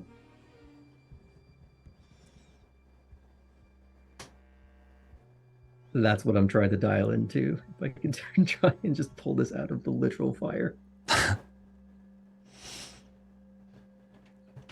Plane shift allows you to get to many places that would deem unnatural. But not to a pretty old flower boy now. I don't think it allows you to go to any one particular person or place. I can go to a plane, but I would have to go to a plane. I mean, it doesn't say that I can't go to a person. I'm pretty sure it says that you can't do anything super specific like that. In any case, time for Arjun Goes to Hell spin-off series. Your turn. We've been to the abyss. So we can definitely end it on the we'll have to find one then. Mm-hmm. And we'll see what happens after that. Fuck. Way to win, Sonder. Everyone's alive. Max got Mishkid. Oh man, I did not know how that. The GIF happened. I did not know. Wait, what GIF? The GIF I posted. Oh no! Did you post something that I didn't see? Okay, hold on. Let me change. Thunder and I both posted one, but I think oh no! Now I gotta go back and click through. We are Legion. We are all Ardren. Oh no! Hold on. Oh no! Where's the Sonder one? Then Brinder turning into Maxwell for a second as Sonder makes a strike. Oh. Last of Us. Oh my god, that's amazing. Wow. And then the Arjun one. Oh no. Yep. Oh jeez Louise. That one goes on for a while too. If anyone's seen Always Sunny, I think you know the one I'm talking about. That is amazing. Well, damn. When they say on Grouch Couch, let's get boys, this is not what they mean. No. Or, I don't know, maybe it is. I don't know their story. Well, that was the one loophole I did not specify, and I was like, I wonder who is going to get the final vote, because if it was Arjun, that was the one. But if it was anybody, and that's why the other reason why I asked, I was like, is anybody else getting involved? And I was like, are they getting involved? They didn't say he couldn't I get would have involved. thought that because of, and I should have specified. I feel like with Arjun's face shenaniganry, it would have been reworded that way, but I also didn't want to slow things down. That we count as extensions of Ardrin. Yeah, We are all Arjun now. You're Arjun, I'm Arjun.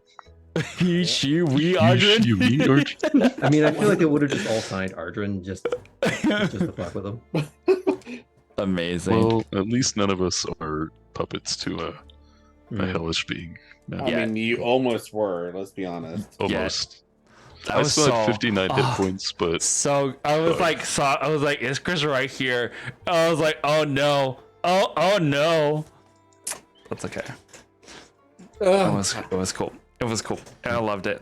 All right, guys. Well, thank you once again for hanging out with us on part 1 of this lovely epilogue series that we are doing, and looking forward to more where that's coming from next week. We are Arjun. Yeehaw. Can't wait to see how but we defeated as a collective. Yeah. So who's on next week for the epilogue? I don't. Yeah, it depends, and a lot of it's going to depend on stuff. So hopefully, we will see for sure U4, but possibly another. So we're gonna have to wait and see how that pans out. But otherwise, y'all stay fey, be brave. Don't forget the safe word is mango. Kids. Punch kids. Oh. Punch kids, and the safe word is mango. I think that about covers everything. So until That finally next got time. canceled. Hey, mango got it. We'll see you next time. Bye.